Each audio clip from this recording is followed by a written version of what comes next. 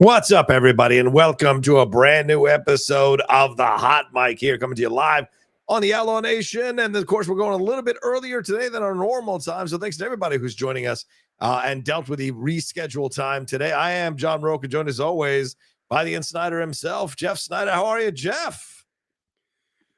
Hello, Johnny boy. Is my internet connection okay? Yeah, you look great. How cold is it in Boston? You got the fingerless gloves on? What's going on there, buddy? Are you going to go out and sing doo-wop later? What's the situation?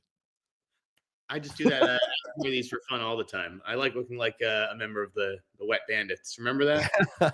Yes, I do remember them. Sticky Bandits, the Wet Bandits. You know, the Wet Isn't that the second? Isn't that the sequel? Is the Wet Bandits a sequel? I always forget. Oh. I always forget. No? Okay. All right. We got so much to get into here today, ladies and gentlemen. Thanks for joining us, as I said, in this earlier start time. Jeff's on the East Coast, so we had to kind of move the time today. But we are going to get into so much going on. Of course, the big news with James Bond. We're going to get into some trailers. We're going to get into some announced projects, some bidding wars, all kinds of stuff happening here in the world of entertainment. And as always, please remember your Streamlabs and Superchats are so essential to supporting the show and making sure we can bring you this show every week here. You see the Streamlabs address right above Jeff's head. It's pinned in the chats in the description of the video, and it's also there anywhere you want to look for it. So just to let you guys know all that, and you can always send in super chats as well. All right, Jeff, anything you want to say before we start the show? Anything you want to announce? Anything you want to talk about? Or shall we just jump in, buddy boy? Let's talk about Mahershala Ali's movie, Mahershala Ali's new movie, Your Mother, Your Mother, Your Mother, which the plot details are being kept under wraps, guys. But I have a guess on what it's about. You ready? Yes. I think it's about your mother. Hey-oh. Well, listen, it doesn't seem like it's about one mother, right? As we saw with Jennifer Lawrence's movie. It's not mother. It's just mother, your mother, your mother, your mother. Do you really want to start with that? My grandfather used to yell at my grandmother, you know, like, mother. They're married. It was weird. Yeah, so there's a situation. So do you want to start there? Or what are your thoughts on this? There's nothing to talk about there. Okay, all right. Mahershala Ali is getting together with his former Blade director, Bassem Tariq there. What does that tell you, man? Does that make it very clear that he wanted to do this thing, but they just could not find their way through it? Is that what? Just clearly, hey, man, I like the little movie that you made earlier. Yeah. This movie now, we're looking for a director. Oh, it doesn't work out. Okay, that's fine. You know, that you're not ready for this, but, you know, I'm down to make your next little movie. That's kind of crazy. So clearly they established a strong connection through the process of Blade. So the fact that he wants to work with him, I think, speaks volumes about their connection, even though it didn't work out on the Blade type of thing. So, a Blade angle. So that's a funny one. Yeah, for sure. All right, now that we've gotten rid of the pleasantry, let's get into the big one, man. This is the massive one here. This broke this morning. This is absolutely the headline of the show today. And this is how Deadline describes it. In news that will send shockwaves through the industry here. Longtime James Bond producers Michael G. Wilson and Barbara Broccoli are relinquishing control of the beloved spy franchise and handing the reins to Amazon MGM Studios. Now, some of you might be going, wait, didn't they already work out a deal? Yes, but not handing full control over. And that seems to be what this arrangement is that was announced on Thursday. Amazon, the producers, have formed a new joint venture to house the Bond intellectual property rights, with Broccoli and Wilson remaining co-owners of the franchise. But as they described in their statements, Jeff, they are going to be essentially in the back seat as this goes all down with Amazon here. So your thoughts? I mean, we'd heard reports from Wall Street Journal, other places, that there was pressure between the two of them, the sides, about finding a bond, about spinoffs, about all this stuff. And it seems like they paid off Broccoli and Wilson quite handsomely to sit back and let them do their thing. So what are your thoughts on this, and how surprised are you by this? I mean, I was pretty surprised. Yeah. You know, just. And it's tough to surprise you. Yeah. I just didn't think that Broccoli would walk away so easily. I mean, I don't think it was easy. I think it took like $1 billion or whatever. I'm sure Matt Bellany is going to fill us in on what that number is or whatever. Yeah. But, you know, what we talk about is the creative. Yeah. And we're going to talk about it better than anybody on this fucking planet today. I agree. I'll tell you that right now. Yeah. So I've spent the day polling the town. Oh. Variety just basically stole the premise for the whole. I mean, not that, you know, obviously they're going to have follow-up pieces, but they basically took that premise, which is like, what do you do if you're Jen? What do you do? And so I'm getting into in the newsletter tonight, but we're obviously going to get into it here. It's like, do you keep it in-house, first of all? What do you mean by in-house? Do you mean only Jen Psaki? Is that what you mean? That's a good question. Yeah. Jen Psaki's too busy. This is not Jen Psaki's job. Right. Okay. She has to oversee the whole thing. So it's a question of, if you want to keep it in-house, okay, let Courtney Valenti, who's the head of Amazon Film, build out this universe herself. Right. I don't know her official title. I don't know if she oversees television as well or whatever. I doubt it. But do you let her build out, since this is first and foremost a film universe, even though with Amazon, who knows what's going to happen? Do you let her build it out, or do you give it to Stuber? Right, Scott Stuber, who had come over from Netflix, who has United Artists. Right. They resurrected that United Artists banner for Scott Stuber. Right. Will the Bond movies now go out under UA? And Stuber is going to be the producer overseeing things. Mm-hmm. I think that you need a producer who's like, but like the thing is that I think that you need a full-time producer. You need someone that's completely dedicated just to the Bond franchise, is what you're saying. I could just like Kathleen Kennedy oversees Star Wars, and Feige oversees Marvel. Like, I don't think you can have Stuber building his own slate and juggling that at the same time as doing the Bond stuff. So then you start hearing from like people, and it's like, okay, well, what producers would be a good fit? And I'll let you be the first one to take a guess, since I think you're going to get it right. I'm asking you specifically, John, too.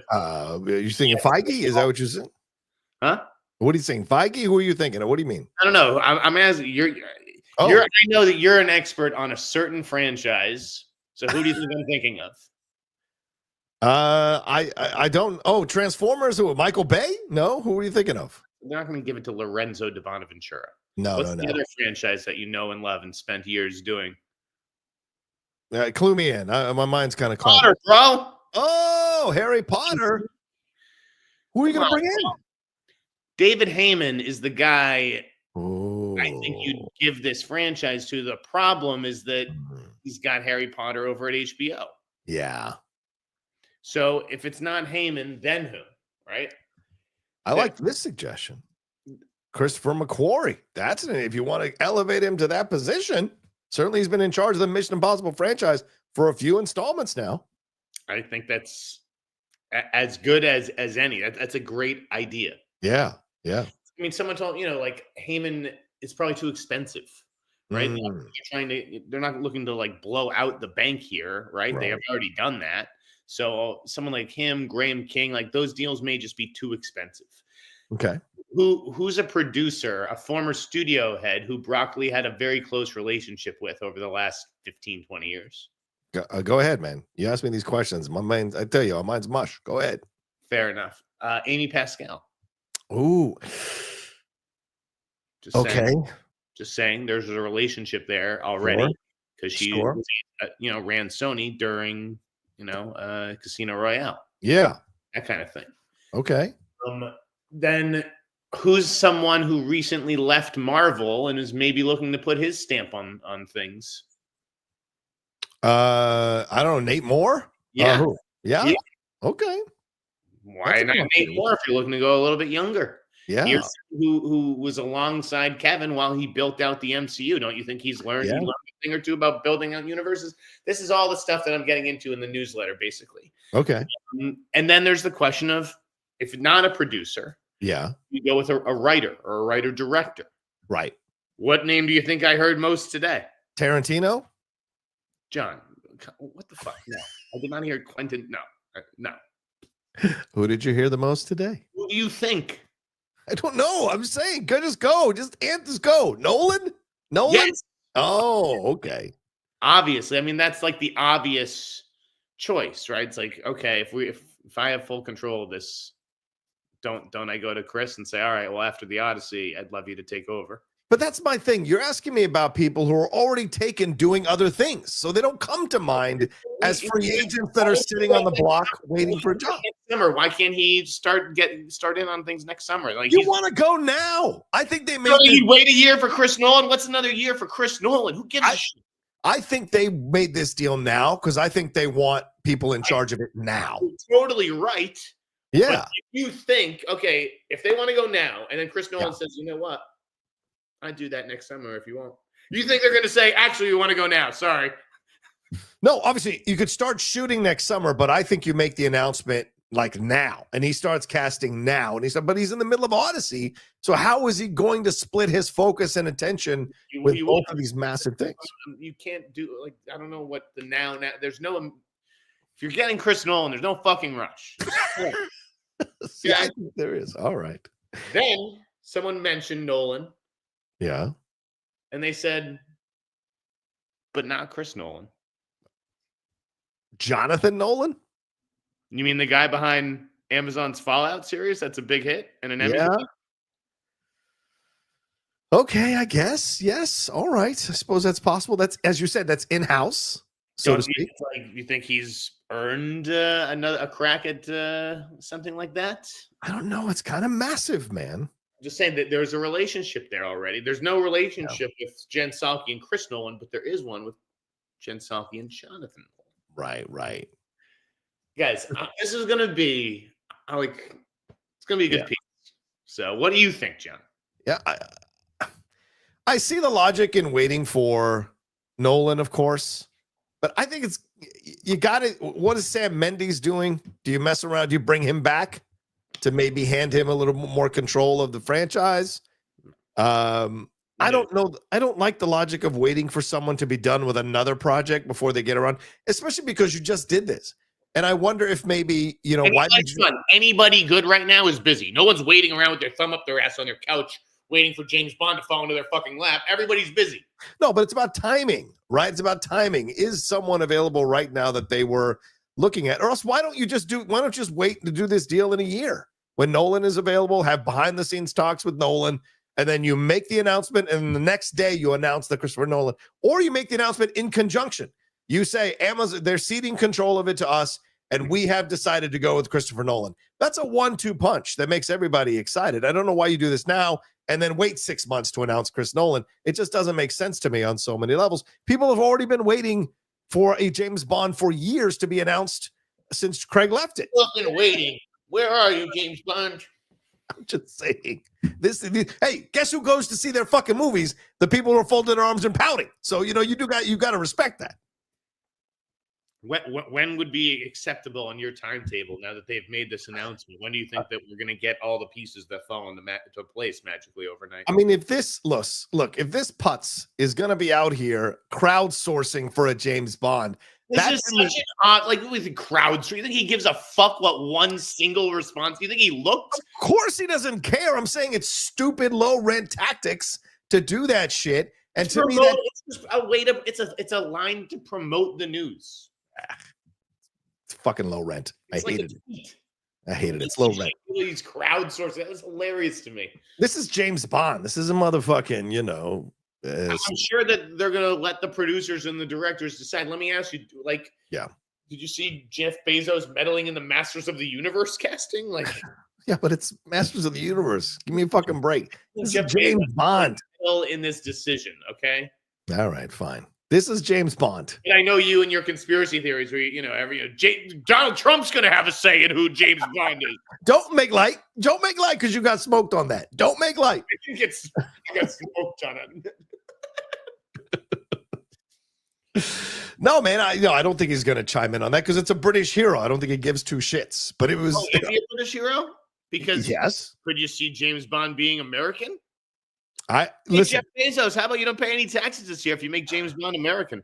I mean, that's a possibility. And that's a very real possibility. It's like an FU to the UK. I could see that happening. I don't think Bezos gives two shits about the nobility or the level of Bond or the class of James Bond that it's in. I think it's all about the money.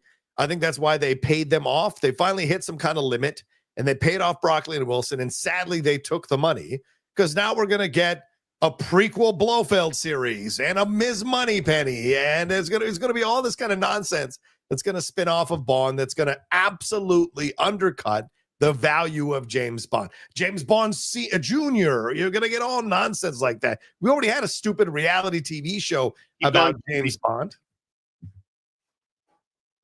Come on.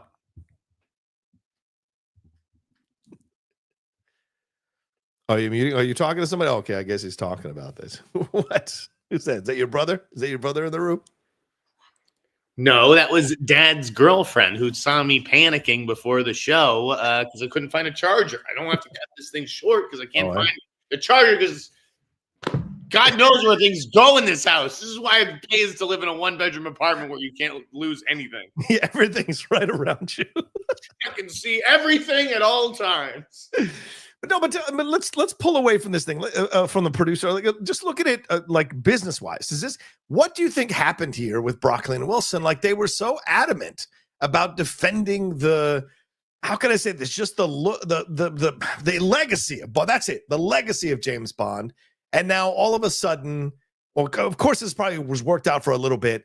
They've accepted money and they issue these statements like, we've curated this for my dad and all this kind of stuff. But I want to focus on my art now. And I want to go and do this. And I want to sit in the back seat.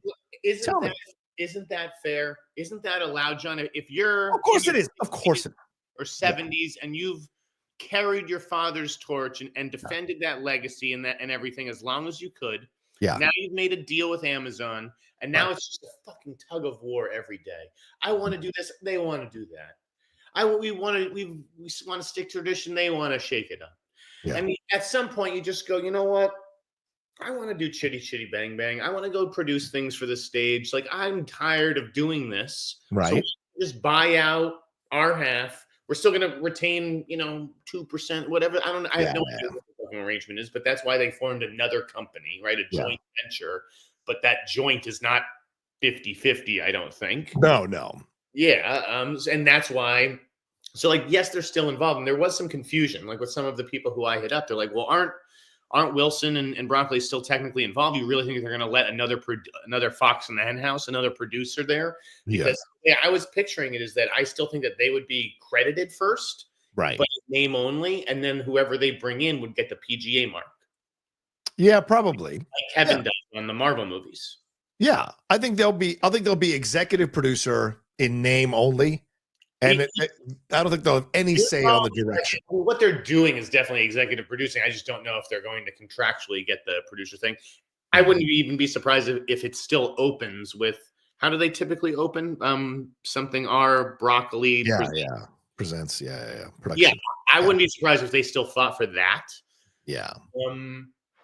And so it's little things, but I do think it's going to be that they're going to be passive. I do think that they need another strong producer. But that's what I think it's all about, where it's just it's time for me to go do my own shit, and I don't want to have to deal with the headaches. Like, I know what you want. I don't want to be a part of it. Right. Give me my money and I'll leave. But this is, and I, you know what? I sometimes feel like Don Quixote. I know you call me a conspiracy theorist, and I totally respect it. Only when it comes to political stuff. Well, because you're more political than I am. That's fair. Yes, I am. And I wish I could be more like, trust me, there are many days I wish I was more like you. Trust me on that. It is. I wish I was more like you, John. Oh, thank you. But isn't this a sign of what's happening all around in the entertainment industry, Jeff? There is no longer a kind of precious approach to any of these properties anymore. As these billionaires come and get involved and want to make money, there's no preciousness, right? I mean, we were barely done with the Harry Potter movies, and then boom, we're just going to reboot them all over again as a series. We're going to cast new people. We're going to because this is what I'm David Zaslav, and I'm going to do this, right? Here's Bezos coming in, same thing. We're just going to pay off these guys. Just pay them off. I made $1 trillion during COVID because everybody stayed home and ordered shit. Pay them off, and now we're going to get to do what we want to do. Fuck them. That's essentially what this is. This is not, let's hold their hand and, okay, we're going to do this, and thanks for letting us have control. This is absolutely, fuck you. We're going to do what we want to do. Your generation, our generation, we still have the James Bond movies or whatever group grew up with. But we have reverence. Every generation does sort of deserve its own Bond, and who are we to deny that? Or their own Harry Potter, if they're are stories that transcend time, if you will. It's tough for me to say, sorry, kid, like the Harry Potter you get is the same one that we got, and it looks 30 years old, and you don't care about any of these actors, But it used to be okay. Like the Star Wars trilogy lasted until the late 90s. You could rediscover Luke. We haven't had a new Rocky Balboa, Jeff. I mean, Creed, I guess. What are you arguing? We need to drive these things into the ground, that we should keep bringing back Daniel Radcliffe and keep bringing back Daniel Craig and that kind of thing? No, but I'm saying we can let them breathe for a few years or a decade or two. You just talked about not waiting. I just mean once you make an announcement, you don't wait. I'm not saying you don't wait to make the deal. I just think this is a situation where it's clear that we're seeing a world where billionaires are coming in and absolutely destroying the preciousness of anything and chasing the dollar. And a lot of people who are growing up, as you said, Jeff, the generations behind us, they don't have as much preciousness about stuff. Maybe fucking Pokemon or shit like that, but the other bigger stuff, they don't have as much preciousness about it, so they're cool with it. Yeah, do what you want. As long as I like the movie, I don't care. Do what you want to do with it. Yeah, they'll be mad about race swapping or gender swapping, whatever that brings them. But overall, it's very clear that it's people that are just like, yeah, sure, let's see what you can do. Let's see what you got. People don't care as much anymore than the younger generations about this kind of stuff. It's their dad's James Bond or their dad's Batman. They don't care. I'm not a James Bond guy. Yeah. So it's hard for me to be like, those kids these days. It never really was my thing. Any of this Bourne. I don't watch The Recruit. I don't watch The Night Agent. I don't watch The Diplomat. So you're not a spy person. You don't like the spy. Although Mr. and Mrs. Smith, you're a fan of. You have to have a creative approach. I love the generic. Right. Yeah, none of these were my franchises. So what do you think happens now? Do you think we wait, as you said, do you think we're waiting till next year for Nolan? Do you think surprised if they did make an announcement of some kind at CinemaCon? Maybe that's why he made this announcement today, because it's like, all right, let's prep everybody for the fact that the announcement that we make at CinemaCon, that's our decision. It's not Broccoli and Wilson's. I'm even more frustrated that I'm not going. I didn't apply to go because a Nolan family affair. Like if you're like, hey, I need to get started on it now, and like season 2 of Fallout is already shooting, right? Right. What if you said, okay, Jonathan and Lisa Joy are writing the script, and they're going to also produce with Emma Thomas, and Chris is directing. Right. I mean, obviously Chris would trust his brother, and it would obviously do his own past too, but would trust his brother to write a script while he was off being Odyssey. I just think like you got to go big. Like you have to at least go in that direction. If you don't offer it to them, yeah. What are we doing? Right? No, I think you're right. I think you're 100% right. Yeah. I mean, because that's the way to keep the semblance of reverence, is going and offering it to these big names. So you're in essence saying to the fans, yes, we care about it as well. So we're offering it to these really strong filmmakers to do it. Right. And then if they turn them down, you can go, well, you know what? We went into this other direction because these other people didn't want to do it. And so we went here. But do you anticipate this is what's going to happen, though? We're going to get and then we're going to get a bunch of spinoff series. Do you imagine that? Q, M, Money, 006, 008. You're going to get it all, baby. You're going to get fucking. I mean, you'll see. You'll see the quotes from various, and I gave everybody an anonymity. Yeah. Said fucking tee off. Yeah. It's going to be crazy. And they may even do a series about the gadgets. I bet they'll do a whole series like the people who work in creating the gadgets for James Bond. I put money on that would be a part of it as well. So, yeah. All right. And is this a sign, too, for any of the other properties under the Amazon banner they picked up of MGM? Like, don't get fucking precious over here. If we can do it to Bond, we're going to do it to you. So just get ready. Yeah. Sure. Yeah, I think that we were aware of that when Amazon bought MGM. Only now it's like it's official. It's like there's nothing standing in our way now. Yeah. And I don't know how much they paid to clear that roadblock of Broccoli and Wilson, but it's clear that they were ready to be moved out of the way anyways, because look at everything that she has announced over the last year and a half. Every single thing has nothing to do with James Bond. It's a great point. Like we probably could have, this has probably been in negotiations for a long time, Jeff. You're probably right. Words. Yep. Now we can go back and go like, oh, these signs were clear if you had known what they were leading to, which was them selling the Bond franchise essentially to Amazon fully, they were making it really clear with these moves that they were moving away from Bond. So it's like even just like this, I'm not saying that this is what's next, but like right. the timing was very interesting. Yeah. Came to less than 12 hours after Daniel Craig announces that he's dropped out of Sergeant Rock. Yeah. You want to move on to that story? Yes, but only because. Yeah. What is Daniel Craig's passion project? Do you know? I don't know. No, what is it? Othello. Wow. That's he's been trying to do Othello for years, and she's producing. He is. Who does he want to play? Iago? I don't fucking know. You can't play Othello. He's white. Beats me. But yeah, his whole thing is that he wants to do that as a movie. Hope to direct. And yeah, Broccoli's trying to make it happen for him. Right. So I just thought that was kind of interesting. Like, are they actually getting it together and doing it? That's very possible as well. Well, what do you anticipate now? Like, let's wrap up by saying, do you think this gives the inside track to anybody to play James Bond, these moves that just happened? No, I don't. I think that is so far off. I think that is like, let's get a producer in here to help us figure it out. What do we want to do? Right. What do we want to do first? Are we casting a movie? We're casting a TV show. Are we pulling a James Gunn's DC where there's going to be 2 fucking Batmen flying around?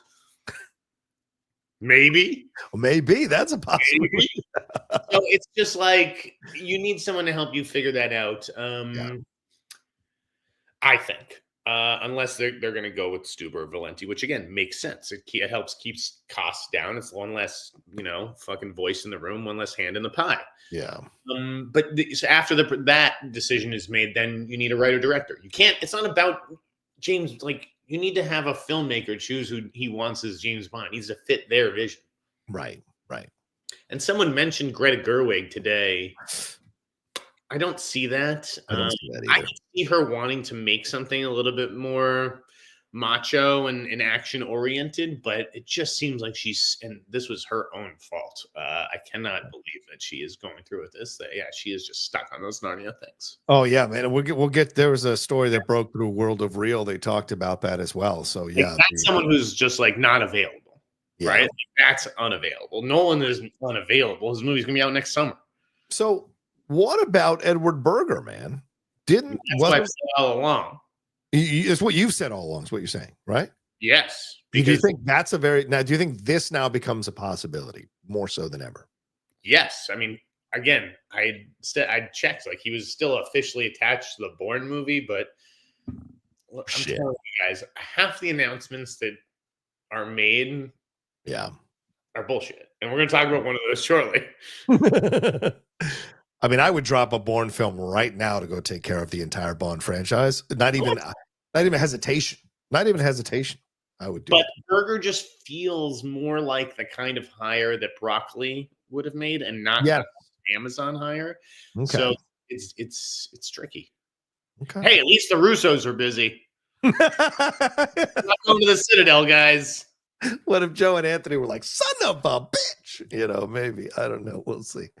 All right. Well, let's move on from that story to talk about what Jeff alluded to here. This is actually happening. Yes. My man, Daniel Craig has exited the Sergeant Rock project, DC's World War II themed superhero film that would have reteamed him with his queer director, Luca Guadagnino. I'm out. Okay. Sorry, I got to interrupt you. What do you got? We have breaking news from our pal Justin Kroll and Anthony Alejandro at Deadline.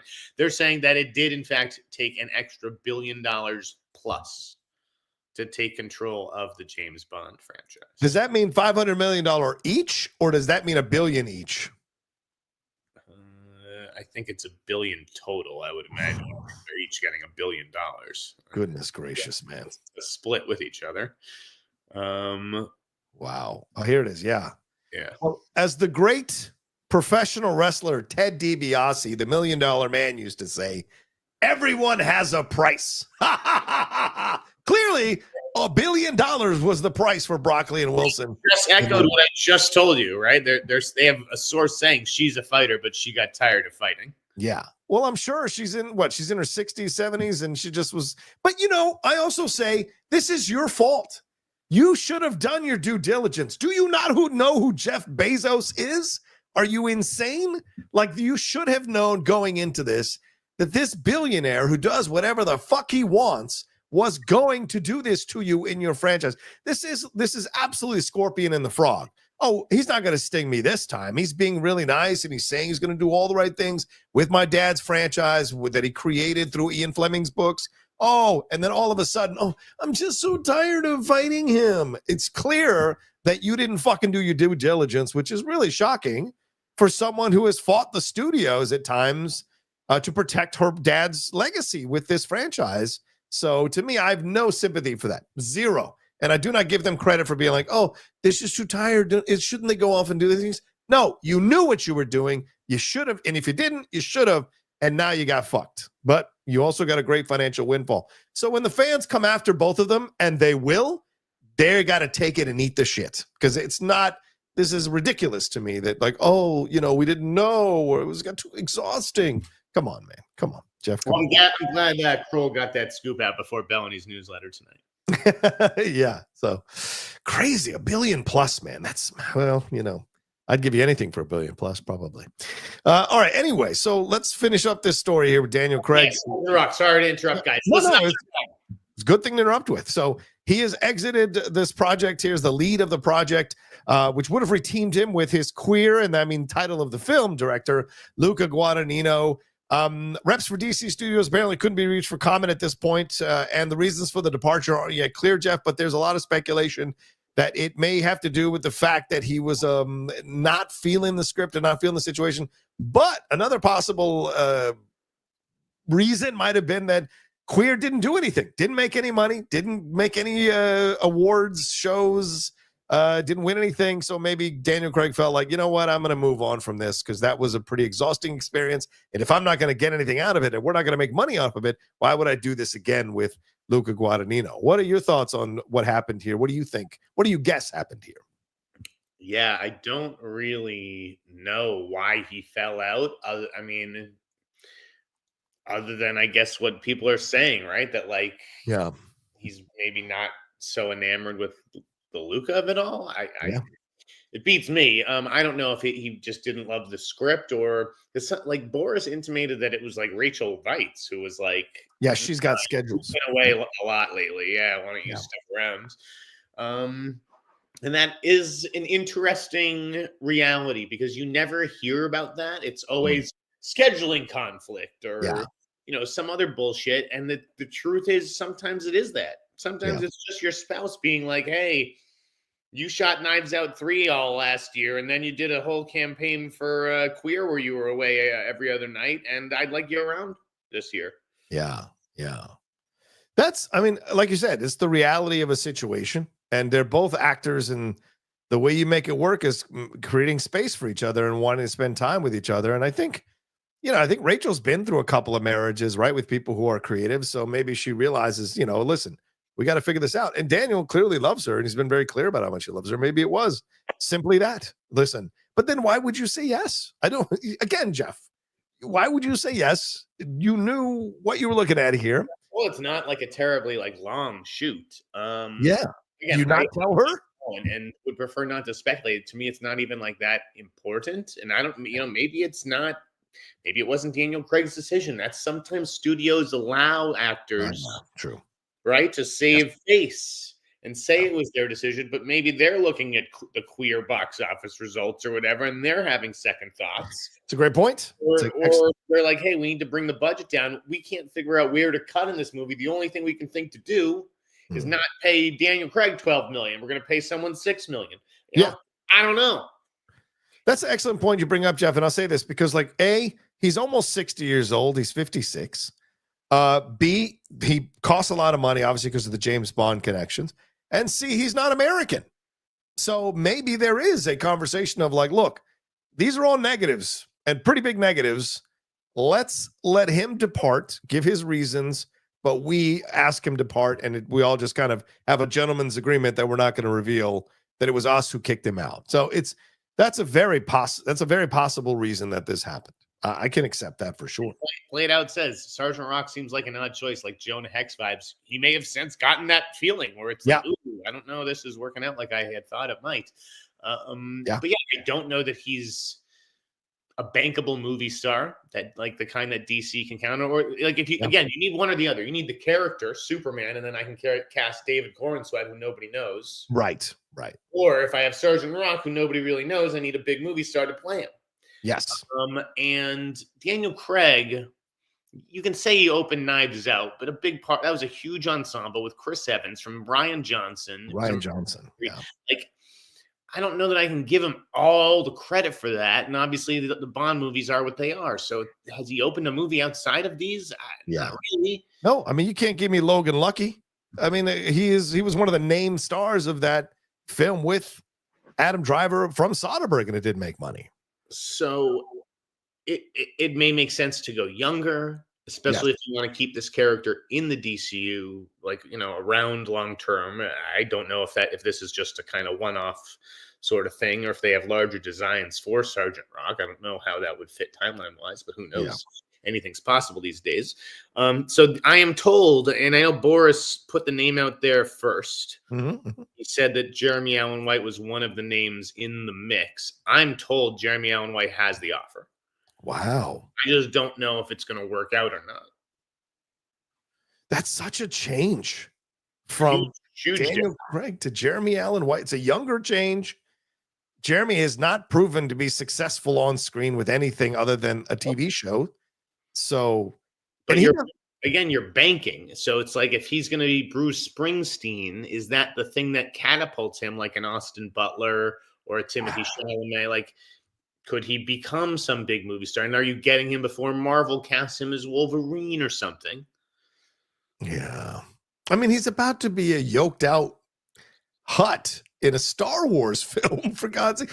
I don't look at him and see military. Nothing about him radiates military. I can definitely see him with like a fucking military hat, like all buffed out, like fucking chomping. Like, you're crazy. He's a little guy, so it's weird because Sergeant Rock's supposed to be huge. So like, yeah, there's a disparity there, but I can see him. No, this is wrong. Doing that with those sweet doe eyes and that nose, none of that radiates to me Sergeant Rock. Oh, he's got I can see with the aviators. Yes, but that's not a Sergeant. All right.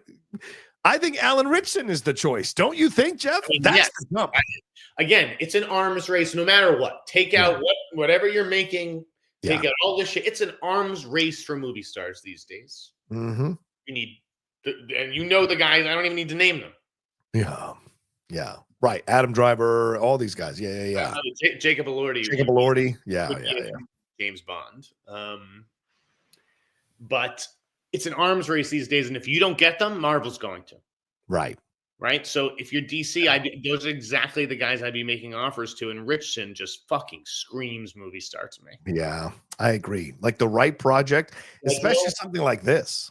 I know he has a busy schedule, and everyone, like one dude, who God bless you, was hitting me up with like all these projects that he's doing, and it's like not one of these projects is a project that you can't just drop out of tomorrow. Yeah. That's you just be like, yeah, I can't make it. Sorry. Like, I owe you one. Like, you don't pass on the lead in a DC movie from Luca Guadagnino for any of the projects that Richardson's really committed to right now. Let me ask you this. Well, first of all, I don't see, someone said it really well, I don't see Richardson as a Luca Guadagnino type of actor. He's not fair. But this is also not a typical Luca Guadagnino type of film.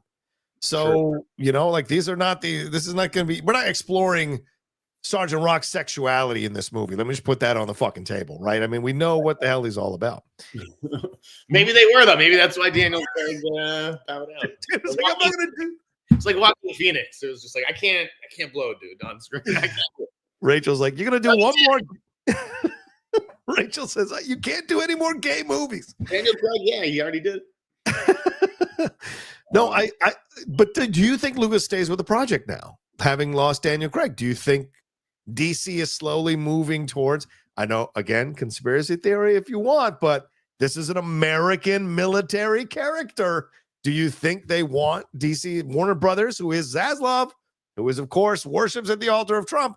Do you think this is a possibility that he's like, well, let's rethink this strategy. If this is an American military guy, maybe we want to get American military type of looking actor, and we want to get a director who's going to lean into the pro-America type of stuff. I don't know. Yeah, I think you may be overthinking this. Well, probably, but I'm throwing it. I like to think of all possibilities. I'm not, again, they're not true. I just like to think of all possibilities to see what could happen. Well, the other one that I threw out there last night was if Gunn was so eager to get Brolin in the DCU, right? In Lanterns, he offered him Hal Jordan. And, he's a similar age to Daniel Craig. I could definitely see him being Sergeant Rock. Like, I love that idea. I love that idea. Him as Sergeant Rock. That would be great ideas. DC should put me on the payroll. Yeah, but they can't control. Shut my mouth. The problem, that's the thing. That's the problem. Everyone's trying to put you on the payroll. You won't keep your mouth shut. All right. Shall we move on to another subject matter here? Another article. Are you ready? Sure. Let's do it. All right. This one. How about this one, Jeff? The hot package in town is a pitch for a Martin Scorsese directed untitled drama that would star Dwayne Johnson, Leonardo DiCaprio, and Emily Blunt. The description is: imagine Robert De Niro's Jimmy the Gent character from Goodfellas, but as a ruthless Hawaiian crime boss based on a real figure who battled encroaching rivals for control of organized crime in Hawaii. It's to be written by Nick Bilton. The film focuses on the 1960s and 1970s in Hawaii. This formidable and charismatic mob boss rises to build the island's most powerful criminal empire, waging a brutal war against mainland corporations and rival syndicates while fighting to preserve his ancestral land. It's apparently based on an untold true story about this situation here, but this would be DiCaprio and Scorsese teaming together again after Killers of the Flower Moon, and Emily Blunt and The Rock working together again after, was it Smashing Machine and after Jungle Cruise? So, I mean, if I'm John Krasinski, I'm starting to ask questions about my wife. I'm going to be fair with you right now. Like, why are you like working with Dwayne so much? What's going on here? So what are your thoughts here, Jeff, on this announcement? Is Dwayne the Smashing Machine? No. It's sometimes a strangely asexual vibe. So I'm not sure if I'm John Krasinski. I'm still Jim from The Office. I still got that. Okay, he's still Jack Ryan. Anyways,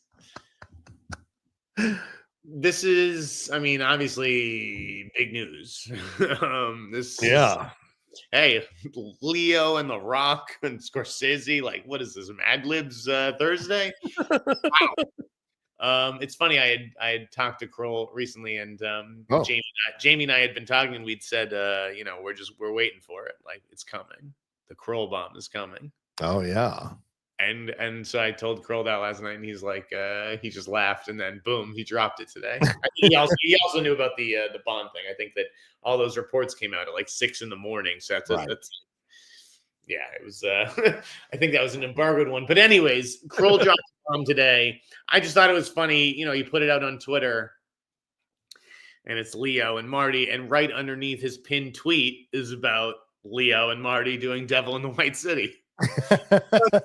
Listen, let's be honest. Yeah. There are people other than David Leitch and maybe a few others who make more announcements than Leo and Marty, right? Who talk about working together and it never happens. Yeah, true.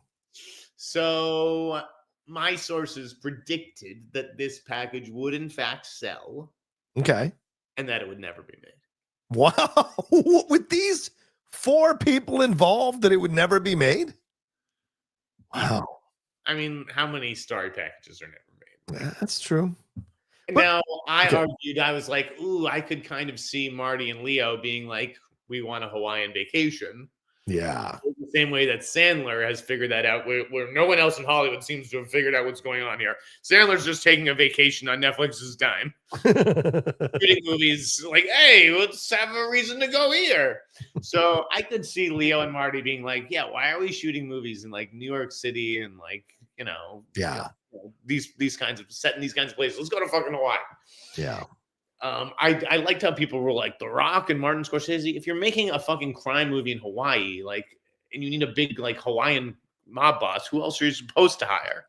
And certainly The Rock, as we've seen recently, Jeff, after suffering some not so well received films, has been trying to change the narrative and work with these higher end directors. Certainly, as we see with the Safdie brothers Smash and Machine film, and working with Martin Scorsese is part of that path. I would think, if this really does come to pass. And I know The Rock is a massive proponent of his heritage, and certainly a situation to bring a unknown story in terms of the overall knowledge of it to the screen, and do it with connections through his homeland, and elevate and reaffirm his love for his homeland, because that's the place he always goes to whenever he's suffering any kind of losses.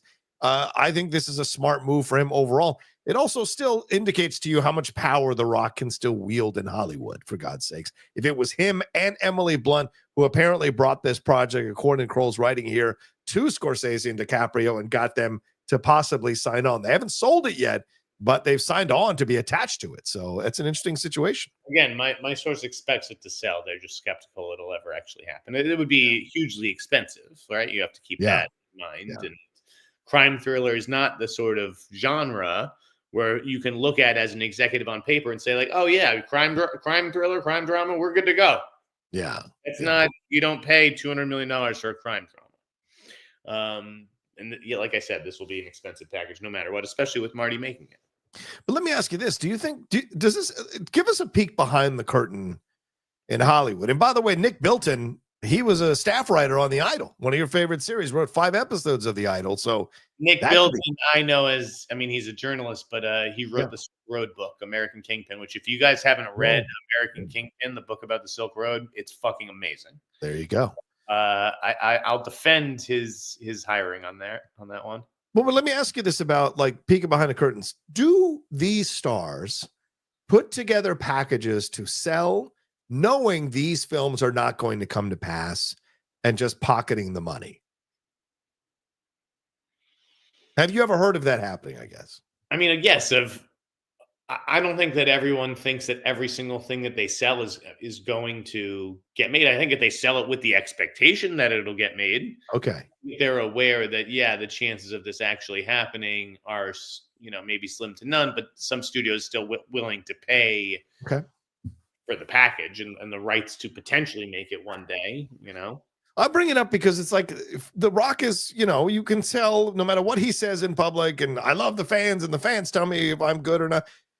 I think he wants respectability. And what a great way to do this for himself after the Safdie situation is to come up with a project that sounds kind of cool, attach Scorsese, who's well known for directing gangster films, the really well-received gangster films, and put it in motion. And you can say, hey, I tried to get this made. This is where I was going. This is what I want to do. I hear the fans. This is a good, smart, brand-saving decision by The Rock as well to put this in motion. So it's a smart move by The Rock. Nobody's denying that. Yeah. All right, let's move on to this story. You wanted to talk about this. Hancock 2. Will Smith, on an appearance on XQC's Twitch live stream, I don't even fucking know what that is, provided some more information about a Hancock 2 17 years after the original film came out. He said there's a really cool Hancock 2 idea. We haven't even talked about it, so I'm going to give you one little piece. Zendaya is being approached for a role in this Hancock 2. And remember, the first film was directed by Peter Berg, quietly one of my favorite directors over the last few years. But it's been 17 years. Are people clamoring for a Hancock 2? I know it made $600 million on a $150 million budget, which is really hard to believe nowadays. But do you think there's any real legitimate interest in a Hancock 2 film here, Jeff? There's no interest in Hancock 2. No, sorry, Will. That's not what's going to get you back in everyone's good graces. And the fact that you brought up Zendaya, I mean, you're insane if you think Zendaya is going to do your movie. Yeah, that's not. Was that a dick move? Was he like dropping her name without her permission to kind of give more attention? Oh, yes, of course. How many people who are fans of Zendaya clicked on that and they're like, oh, there's, just because she's approached with a zillion roles a day. Oh, I'm sure. Yeah. I didn't think that was a cool move on Will Smith's part. If Will Smith really wants to make everybody happy again, there's only one way to do it. What's that? Men in Black? No. And it's not Hitch 2. called Independence Day 2, and you forget that fucking movie that let's all pretend never happened. I walked out of it. Resurgence? Yeah. One of the worst movies ever made. And let's just pretend that never happened and and you go back and you do Will Smith and Aliens. You're all such drama queens. It wasn't that bad. You guys are such drama. Horrific. You guys act like the first one was fucking Citizen Kane. Come on, man. It was fine for what it was. It wasn't that great. All right. So what do you think is behind all of this, though, for Will? Like, he's been out in the news now more than ever, talking about sequels to all of his stuff. Of course, the Hitch thing got him a little bit of negative press because the director's saying how difficult it was to work with him and that he kind of iced him out of the sequel. What are your thoughts on why he's doing this now all of a sudden, Jeff? And that Matrix thing came out and dropped like a wet fart. It was just he's playing the greatest hits, even the greatest hits that he never got to play. This is bad, man. This does not bode well. I don't like anything about this, to be honest. Like, you're coming off. You did Bad Boys. That was a success. Just like, why are you forcing the issue? Yeah, I agree. All right, let's move on to this story, Jeff. Bruckheimer and Kosinski. How about this? Following Top Gun Maverick and F1, Joseph Kosinski has now found his next project, and it's sparking interest of multiple studios. Speaking of shopping things around Hollywood, the project is being described in pitches as a, quote, UFO disclosure-themed take on All the President's Men. Kosinski will direct from a script by Zach Balin, who wrote King Richard, speaking of Will Smith, and with Jerry Bruckheimer producing, who clearly drinks the blood of babies because he's still alive, for God's sakes.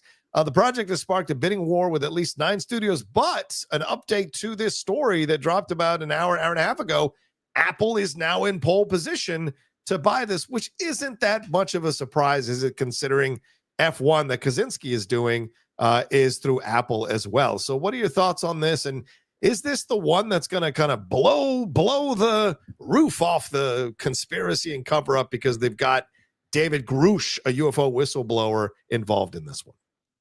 I mean, I don't know what Spielberg has planned, but it sounds like the same fucking thing.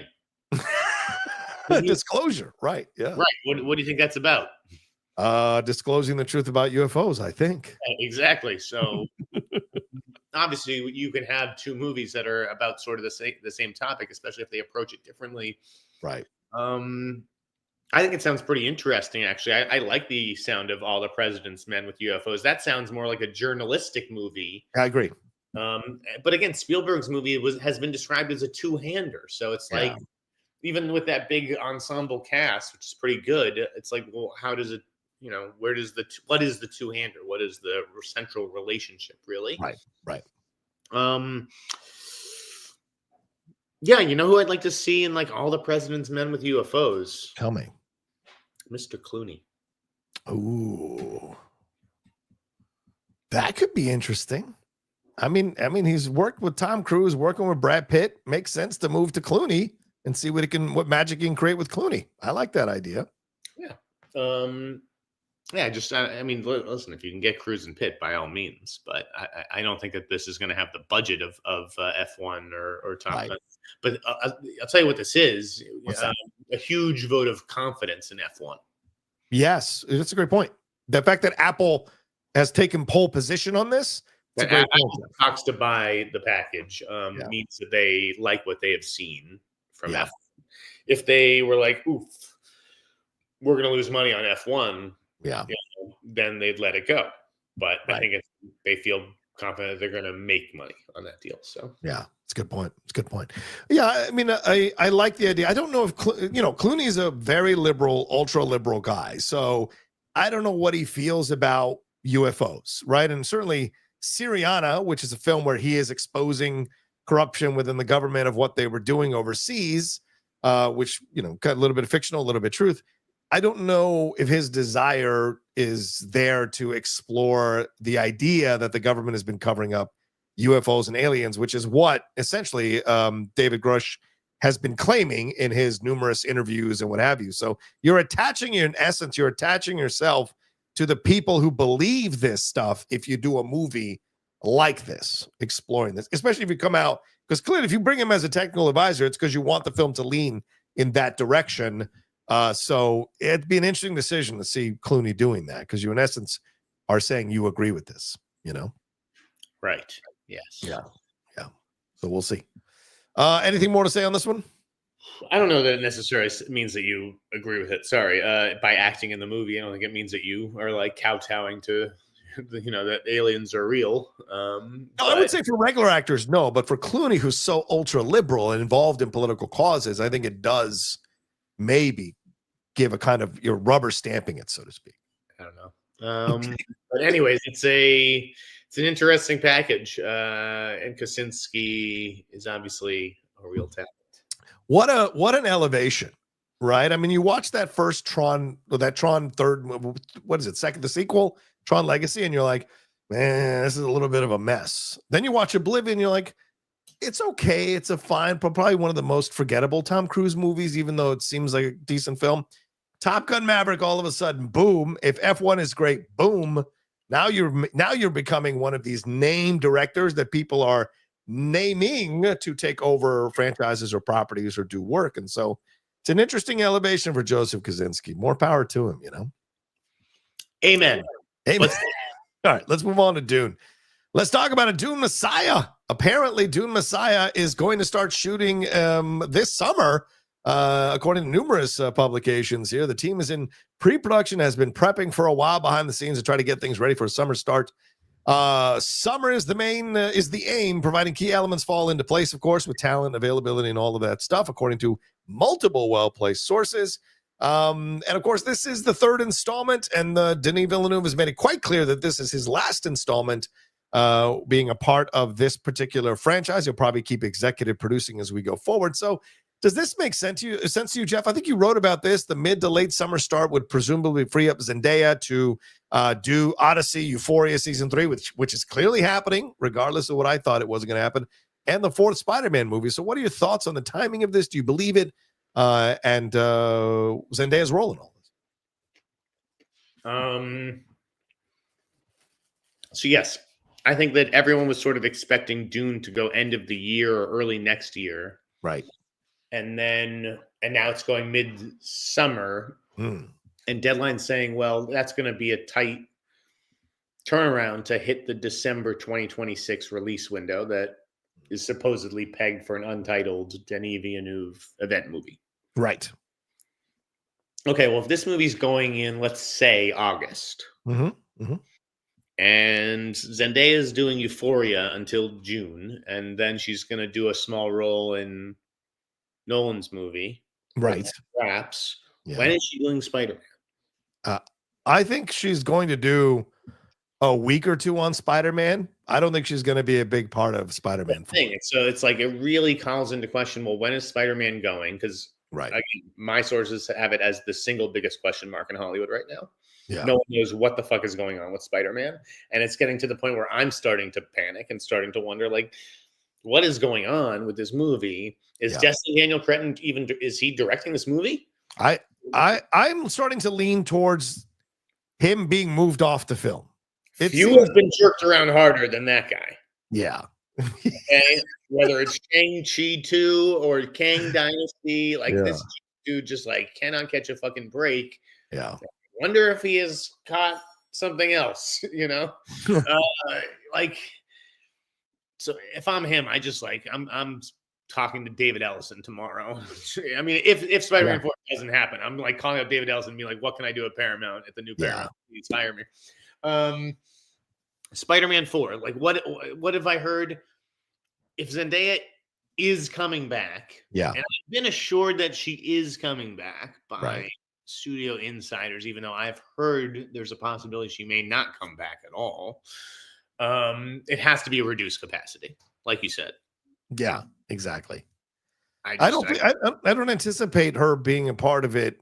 And look, I don't think she needs to be honest with you. It's nice to have her being a part of it. And it's great that she was such an integral part of the first 3 movies. But I think we've come to the point where we don't need her to be a big part of it, because this is Spider-Man's story. It's not called Spider-Man and MJ. It's not called Spider-Man and Tom Holland and Zendaya. It's called Tom Holland Spider-Man. And so moving her, and look, the way the last one ended, everyone's minds wiped that they don't know it's Peter Parker. So, spoiler. So she doesn't have to be a part of it. She can be small parts, and he goes and does it. She can be brought back later. You know what I'm saying? Would she even be in Spider-Man 4 if her fiance wasn't Spider-Man? No, 100%. No. Right. So the other thing that I've heard about Dune. Yes. There's another rumor. Okay. So if it goes this summer, and again, I don't know with the scheduling and everything, it gets all kooky dookie. And the big question mark in the middle of summer, right? To me, is Fast X2. What the fuck is going on with Fast X2? Who's going to be in this? Like, because that has half of Hollywood in it. That's Fast 11, I think is what you're saying, right? Or Fast 12? What are you saying? Fast 11? Fast X2. I don't know what they're calling it. Fast 11 is, I think, is what they're calling it. Okay. And they're calling it. All right. But to me, that's like a huge question mark as far as what is this movie and when is it going and who is in it. Yeah. Remember, I'd heard that there was going to be another big villain in Fast and Furious. It wasn't Dante. Ooh. So I think this is just a rumor, grain of salt. Okay. I know it's in the book, so it's not a huge shocker. Okay. But I'm told that you will see the return of one Duncan motherfucking Idaho in Dune Messiah. Ooh, really? Momoa coming back? I'm told Momoa is coming back and that he's going to be playing Duncan Idaho, and he's like resurrected via a clone, right? Because he dies in the first movie, doesn't he? Yes. Yeah. Right. So they clone his ass. I mean, someone explained the whole thing to me. I mean, I could dig it up. But anyways, it's in the books. So I don't need to. I'll talk about it later in the newsletter. It's in the books. Duncan Idaho is resurrected and he comes back. Yeah, okay. I can totally see that. That's good. All right. That's I love that. Because, I mean, Momoa was such a great part of that first movie.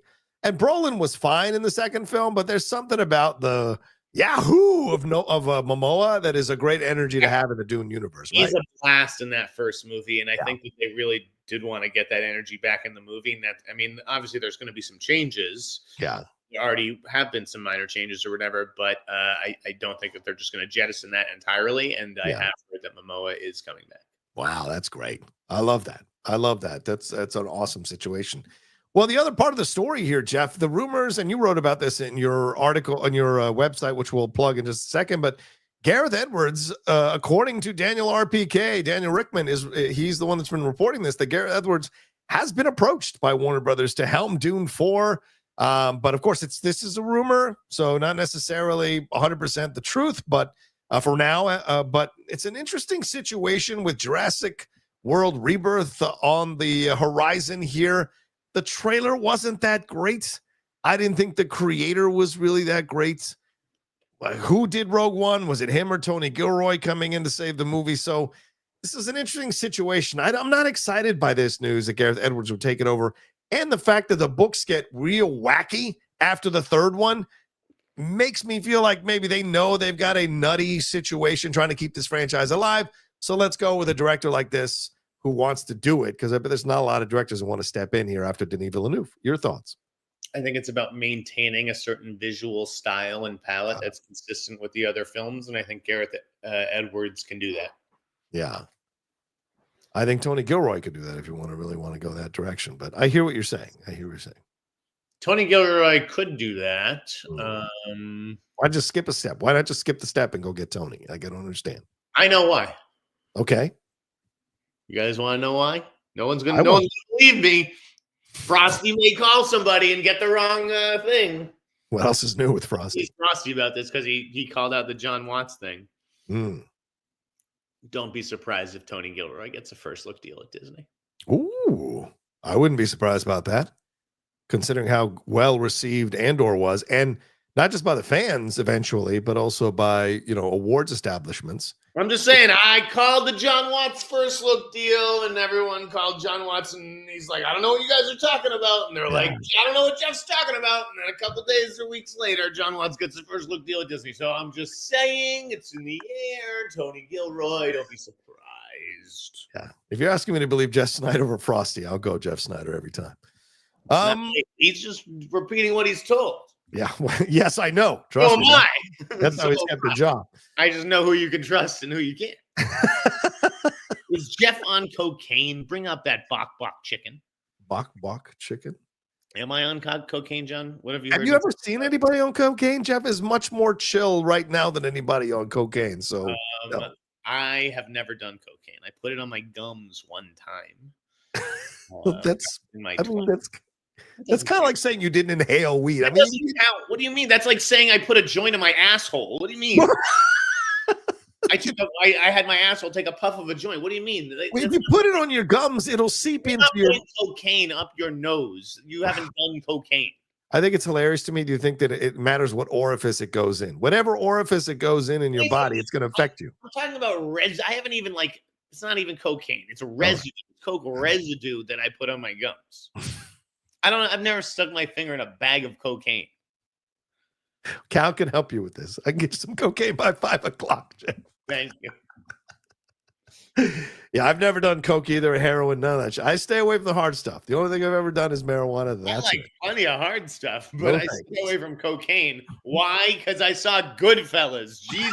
It's like I stay away from heroin because I saw Requiem for a Dream. Oh, yeah, great point. Woof. You don't see the movie where someone goes out on mushrooms killing everybody. That's for sure. Look, I don't have a photo for this one, but we got to talk about this, dude. Guy Pearce, Kevin Spacey. Let's get you 2 cents. I did a live show on this a couple of days ago. I'm doing more live shows, by the way, people who are watching now. 4 to 6, 5 to 7 is kind of like the time frame. Monday, Tuesday, Wednesday, just kind of trying to keep consistent on live shows. But like I talked about it then, this is an interesting situation. Guy Pearce bringing up Kevin Spacey being handsy with him in 2018 and then elaborating on it really on Feinberg's Awards Chatter podcast and going into the uncomfortable situations he found himself in with Kevin Spacey on the set of LA Confidential for 5 months, he claims, and that he was saved by Simon Baker whenever he was on the set because Spacey would put his attentions towards Simon. And he opened up about it. He talked about the trauma and that he broke down and cried and that now he just wants to be open and honest about it when it comes up. Spacey responded on Twitter, on his official Twitter account, with like an almost 2-minute message, absolutely in one of the worst messages I've ever seen, trying to destroy Guy Pearce's credibility, insinuating that he was gay without coming out and that he was playing himself to be a victim when he's not a victim. And he told him to grow up. A lot of people have referenced Darvo with his reaction to it. So, Jeff, your thoughts on all of this? Wait. Dude, again, what are you talking about? What is Darvo? Oh, I'll tell you what Darvo is, but tell me what your reaction is first. No, I need to know what Darvo is first. No, tell me your reaction, and I will tell you what that is. Go ahead. My reaction is that they're both probably right. Oh, wow. Guy Pearce, I mean, again, people who are abused, you don't deal with it right away. It comes out years later, right? It's trauma. It's trauma. To blame Guy Pearce for feeling the way that he feels. Mm-hmm. But at the same time, I could see where Kevin Spacey's like, give me a fucking break, dude. Like, yeah, I hit on you and like maybe I grabbed your ass, but like fucking get over it, you know? Mm-hmm. Yeah. Okay. You don't need to be talking about it 20 years later to the press in the middle of an Oscar campaign to generate sympathy because you're not going to win. You know, like that's how I would look at it if I was Kevin Spacey. Yeah. Here's Senior Nerd describing it for you. I was going to describe it, but he does a good job. Darvo is a manipulative tactic used in abusive relationships to avoid accountability. It stands for deny, attack, and reverse victim and offender. That's what it stands for. So okay, well, isn't that just like every single episode of Law and Order? Don't I see the defense attorney do that? Like, yeah, fair point. Fair point. Yeah, like get everything like, no, this is a technique that people use. Like, I'm using the Darvo technique. This is just people going back and forth. It's like any other he said, she said, except in this case, it's a he said, he said. Yeah. And again, Guy Pearce is totally entitled to his feelings. I would never deny like or call him a liar or anything like that. But I totally understand what Kevin Spacey's saying, where it's like, hey, women put up with worse every day, 10 times a day. Like fucking man up. Like, but that's the problem with his message. And I'm gonna tell you this. That's the problem with his message. He claims like you could have just talked to me. Guy Pearce says he tried to talk to him about it a couple times, and the things got ugly in their back and forth. Kevin Spacey's a prick. He's an utter prick, just like Bryan Singer and a lot of these other people. And I want to make it clear, like you've said this before on the show, like we're going to call out women out, we're going to call men out, we're going to call gay people too when they're being assholes. And certainly, Kevin Spacey, this response was an asshole response. He could have just said, I don't understand why you're bringing this up 20 years later. Maybe you felt the need to talk about this. I totally get that. But my phone line is always open when you're ready to have this conversation. I'm glad to clarify that. I don't want to do it in the press. I respect your feelings. I respect how you felt. I apologize if I felt you made you feel that way. Please reach out to me. I look forward to your call. That's it. Not this. I wonder why you came to visit me when I was in Savannah. Maybe there's stuff you're not telling people. That is a bitch move. It's open season. It's a pile on, and anybody can say anything that they want, just like against all these celebrities, Armie Hammer, whoever. Right. People can say whatever they want because it's open season, and these people aren't entitled to defend themselves, and they sound crazy and defensive when they do. So I understand where he's coming from, whether he's right or wrong. And I do think that you are right in that, yes, he's a dick, and he has seemed to have slipped into a perpetual Frank Underwood mode. Yeah. He can't even get out of that character. I don't even know where Kevin Spacey and Frank Underwood begin and end. I think he would win more sympathy and smooth the way back to Hollywood if he would just, whenever people bring this up, to say, I've apologized this a number of times, but if people need to hear me apologize again, I am sorry for the things. I thought I was just hitting on somebody. I thought it was reciprocated. Clearly, I misunderstood what happened here.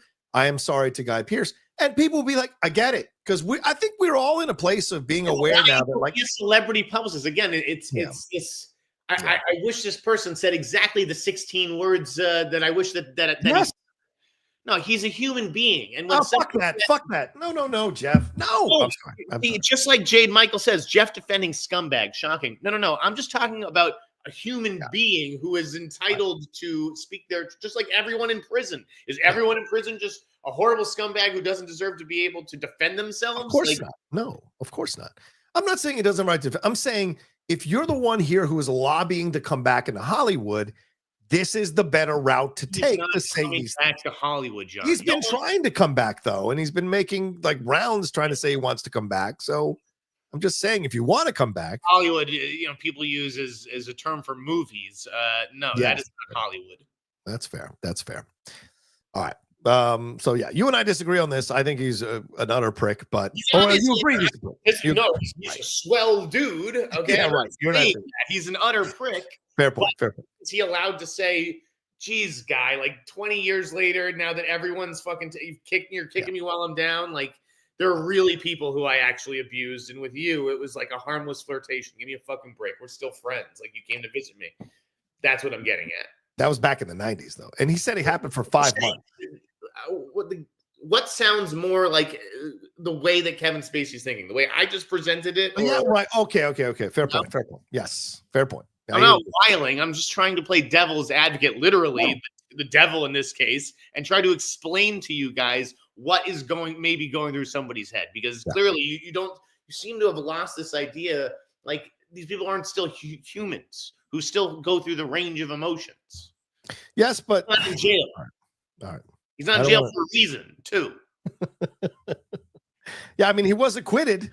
You can say he was acquitted of almost all the charges, including the underage charge from Anthony Rapp, which was pretty brutal. I could never even fathom the idea that someone maybe did 1 or 2 or 3 or 4 or 5 things, but now they're being accused of 20 things, and these 15 things they never did, but because they did the other 5, it's guilty by us, and everything they ever was accused of, they did.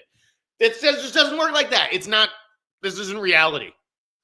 Fair point. Okay. I think if you want to hear fully what I had to say about it, you can go and watch the video. But we don't want to rehash it all here. This would be a 30-minute conversation. We're already an hour and 15 minutes into the. Let's go, baby. We got stuff to do. So let's talk about a couple more things, Jeff, and let's get into the questions, because we got 31 questions already. That number's probably going to increase by the time we get to them. But we got to talk about your story that you broke here just a couple of days ago here with the rumor that you put out here, I should say. Not story that you broke, but maybe rumor of Andrew Garfield and Jude Law signing up for a Siegfried and Roy movie. I'm just going to go ahead and assume that Jude Law will be Siegfried and Andrew Garfield will be Roy. But this is an interesting situation. You're saying it's a series here. It's an hour-long series, and it's being told from multiple perspectives. So talk a little bit more about this story here, brother. First of all, in my head, that's why I made it clear in the story. I don't know who's playing who, because to me, Jude Law looks a lot like Roy Horn. You mean, oh, okay, the one who gets attacked. But okay. Because I could see it both ways, right. I declined to speculate. Right. Because I could also see, you're right, Garfield as Roy Horn. So I don't know who is playing who. It's possible that this could get announced in a few weeks and there's only one of them. Oh, okay. Right? Like that's possible. Sure. Given how busy these guys are. But those are the names that I've heard right now. And I didn't realize that this series was announced in 2022. So it's legit. Apple, it is in development at Apple. It has been for years. And it makes sense that it would come time for them to develop it and start, casting it and that kind of thing. Yeah. Actually make it, sorry. Well, what do you like this as a next step for both of these actors? I mean, this brings beyond the candelabra stuff to my mind with Douglas and Matt Damon. Do you think this is, although that was a movie, not a series, do you think that's kind of the approach here with this situation? I think it's a great story. This lifelong sort of friendship. Yes. Obviously ends in tragedy.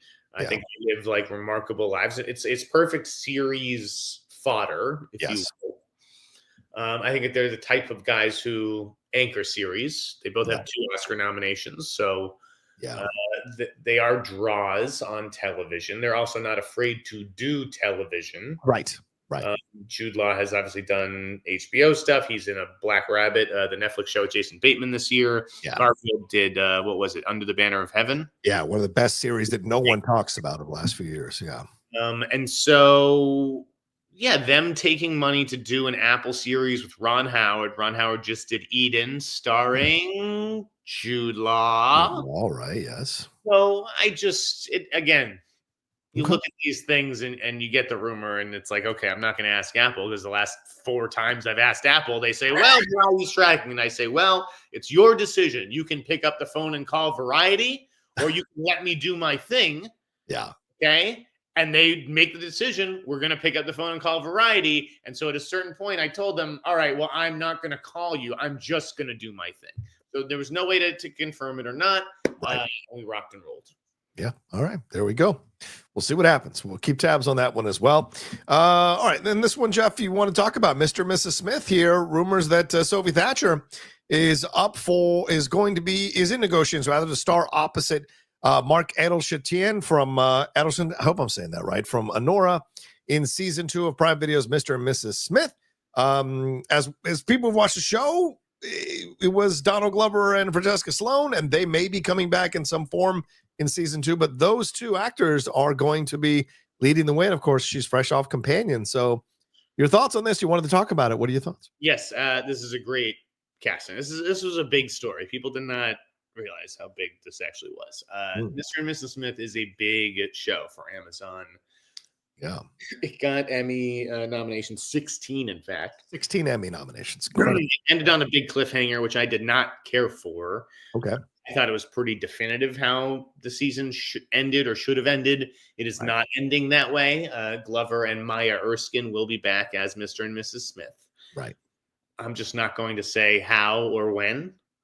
Again, out of respect to Donald's creative process, my old NYU classmate. But the season will begin with a new Mr. and Mrs. Smith, or it will at least focus on a different Mr. and Mrs. Smith. That it will be Mark Edelstein and Sophie Thatcher. And I think she is at the point in her career, coming off of Heretic, coming off of Companion, and having led Yellow Jackets, where it's like, this makes total sense for her. Yep. And it's a good time to announce it, right? Because that 3rd season is right about to drop, or has dropped already for Yellow Jackets. So it's a smart move overall for her. And dude, she is a massive up and comer. There is like the sky's the limit for Sophie Thatcher. She's a great actress. Yeah. I heard about her, since Prospect, that sci-fi movie that she did with Pedro Pascal. Oh, wow. Like one of the first things that she did, it was like back in maybe 2018 or something. Okay. And someone had said, watch out for this girl because she's really talented. And so, this was supposed to be Billie Eilish. as Dan had reported. But she has a big tour, and the touring just got in the way. Like, I thought it was going to be able to work out because she wouldn't have needed to be there the whole run of show. Yes. The new Mr. and Smith, I don't think will be in every episode. So I thought it might work out, but it didn't. And Sophie Thatcher looks a lot like Billie Eilish, and I think she can do maybe the Russian accent, which they may be going for. I don't know. Yeah, I think that's possible as well. All right, so let's see. I know we got to get to these questions, but we also had a couple of more things, Jeff, that you wanted to cover. Trailer wise, real quick, Bring Her Back, Freaky Tales, Dope Thief. Real quick thoughts on all three of those trailers. What do you want to say? Freaky Tales looks like a blast. Sleepy Floyd with a fucking samurai sword, bro. I like it too. I think that will be awesome. Okay. Dope Thief I've seen all of, so it is under embargo, but yeah, I can let you know I binged it in a weekend, so I don't do that if it's a bad show. Okay, good. I showed the trailer yesterday to Lady Outlaw. She's in, so I want to make sure we're committing to watching that show fully. Great. Awesome. You should watch it. I'll tell you what it is that will catch you off guard. Okay. It's a violent show. Really? It's pretty violent. Okay. I was taken aback at just how violent it was. And I never saw Narcos, but I liked him in Civil War, so I want to see more from Mora. So I'm excited to see him and Brian Tyree Henry working together in the show. And what was the other one? Freaky Tale. Oh, you saw Freaky. Bring Her Back, the A24 one. Did you watch that? Nice, yeah, and a strong teaser for the Philippines next movie. Yeah, I like that as well. They got replaced by Kitao Sakurai on Street Fighter. Oh, right. What do you want to say on that? I never played it. Weird hire, I thought, John. What do you think? It's not a well-known name, so it's an interesting choice. But I think that also tells you the level to which they're approaching this adaptation. So yeah, that's what it says to me. Yep. One last thing. Oh yeah, this real quick, Jeff. Now we can finally talk about it real quick. Yeah, Reacher season 3 is out now. Finally, I think it's dropping weekly, but Jeff and I both have watched all the episodes. So what can we officially say that's non-spoilery about this season? I thought it was the best season. I thought it was just very tightly plotted. It's a relatively simple story. Yeah, but I like its simplicity. I think he's great. I think he's so perfectly cast, which is so funny because when he was first cast, I remember being like skeptical. Yes, ditto. He is just a born movie star. He obviously has to be the right role and written, to his maybe limitations, if you will. Yeah. But he has a great sense of humor, and I'll tell you what they do this season. They really embrace the beefcake thing. Yes, they did. Yeah. A lot of him in his underwear. A lot of him without his shirt on. Yeah. Yeah, I will say I agree with Jeff. This was the best, this was the best season of the show. And from what I understand from Mike Kalinowski, who is a big reader of these Lee Child's books that are Reacher based, this is one of the not best installments, the 7th book that it is based on. It's not one of the ones that most of the fans like, but yet it somehow yielded a fantastic season, or the best season of Reacher. I think everyone involved in the cast, from Anthony Michael Hall, who I really was skeptical about doing a good job on the show, was fantastic here. I think Sonia Cassidy, who was brought in to be essentially the female counter to Reacher, was great. She's British.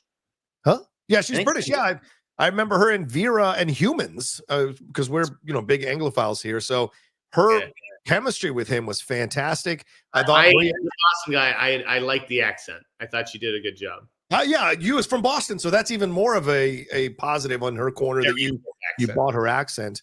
I thought Olivier Richter is here as Paulie, the massive guy that Reacher has to fight.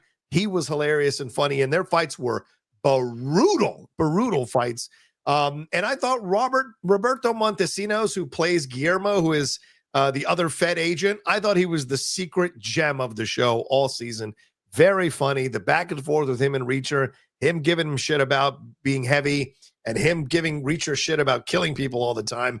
I thought their chemistry was really good. Anthony Michael Hall and Brian T., who has been a series regular in a number of shows, he's great as the villain in this. And it's nice to see Maria Stenback to do a recurring role, because they're going to spin her off into her own series. So good season. You guys are not going to be disappointed. I thought, first of all, I was thinking the whole time, I'm just like, this dude Richter's must have been able to name his price. Yeah. He's massive. They need a guy bigger than Richson, and how many guys are there? Like, if I was him, you could just say any you have to dwarf him.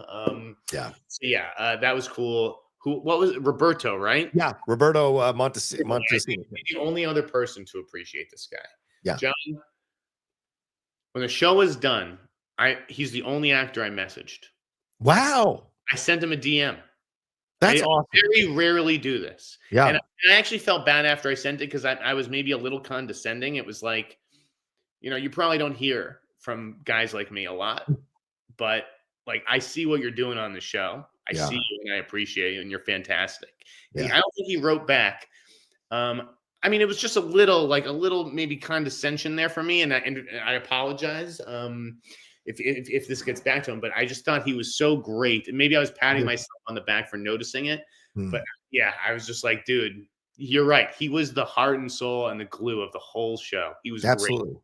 And there were moments where they put him in danger that I was like stressing out, like legitimately stressing out. And I thought that was that made me see that how invested I was in the show and in him, So yeah, and Anthony Michael Hall, again, who I don't always like in shows like this. I thought he did a nice job here and interesting twists to his character as the show goes on as well. So yeah, highly, highly recommend it from both of us here. All right. Anything more to say, Jeff? Or shall we jump into these questions? Let's do the questions, man. All right, we got to rip through these. So let's go. Simon Section says, part one, John, you said that this Hot Mic podcast will be on at 12, but it will be one when it comes out in my area. So I feel like I'm not cheating on Christian. Please text John. I feel like crap with your AI situation. They say imitation is the sincerest form of flattery, but this is something else entirely. Praying for justice for you guys. Do you think there's a chance Conan O'Brien will last minute change his opening for the Oscars to be a parody? Well, we came on after Christian. I texted him last night. He started at 10, so we're fine to start at 12. And really, we just AI. Oh, there's somebody on YouTube who has been using my face, and my likeness, and has created grotesque AI versions of myself on his thumbnails to promote his movies. So I've reached out I've had a couple of lawyers reach out to me after putting a call out yesterday, and we're now exploring what avenues I have to go to do that, because I'm a SAG actor. You have to get my approval to use my face and my likeness if you're going to grotesquely create images of me on your thumbnail to sell your information to make money off of it. So I've got avenues I can explore here, and I've got a meeting with a lawyer later today over Zoom about it. So it was a terrible situation, Jeff, that I just, make fun of me all you want on your shows, but when you take my actual likeness and do something through AI ridiculous with it, then you're crossing lines, and I need to react at that point. Yeah. I've got some Twitter guy who just throws out garbage and says via the Sneider, and people think it's something I said, and it's nothing I said. It's very frustrating. It is the Wild West out there, but just know none of these people would say it to our face, because I would eat their face. Probably like Army Hammer. Allegedly. What do you think about the question, though? Do you think Conan O'Brien will last minute change his opening for the Oscars to be a parody? No, he feels like a monologue guy. Yeah, I agree. Throughout the opening performance, because I heard the late great Barbara Walters was a burner on the Sunset Strip. I read her book and watched YouTube. I don't know what this means, Jeff. Do you know what this means at all? Barbara she could have been a little hippie back in the day. I see it. Probably. Matt, go ahead. Good. Go. Okay. Matt says, Cubby Broccoli, Harry Saltzman, and Sir Ian Fleming are all rolling in their graves today. Amazon is going to milk so many unnecessary spinoffs and TV shows out of this and destroy the brand. I mean, you're probably right, unless you're proven wrong and everybody watches all the shows that they put out, right? That's the thing. Yeah. Everybody loves to bitch, they're going to destroy it, they're going to do this, they're going to do that. And then when it comes out, we all watch it. Yeah. And they were proven right. And we make up our own minds, at that situation, You hope against hope that it'll be great, but you also have seen the evidence of Marvel and Star Wars, so we'll see. Simon Section also says, Kendrick Lamar halftime show, only instead of saying, hey, Drake, I hear you like them, it, hey, Jay, I'm not Letterman, and instead of they not like us, it's We need the ratings. Conan will be wearing a coal miner's hat. Yeah, none of that is going to happen. Just put that out. I don't know what that means, but thanks, Simon Section.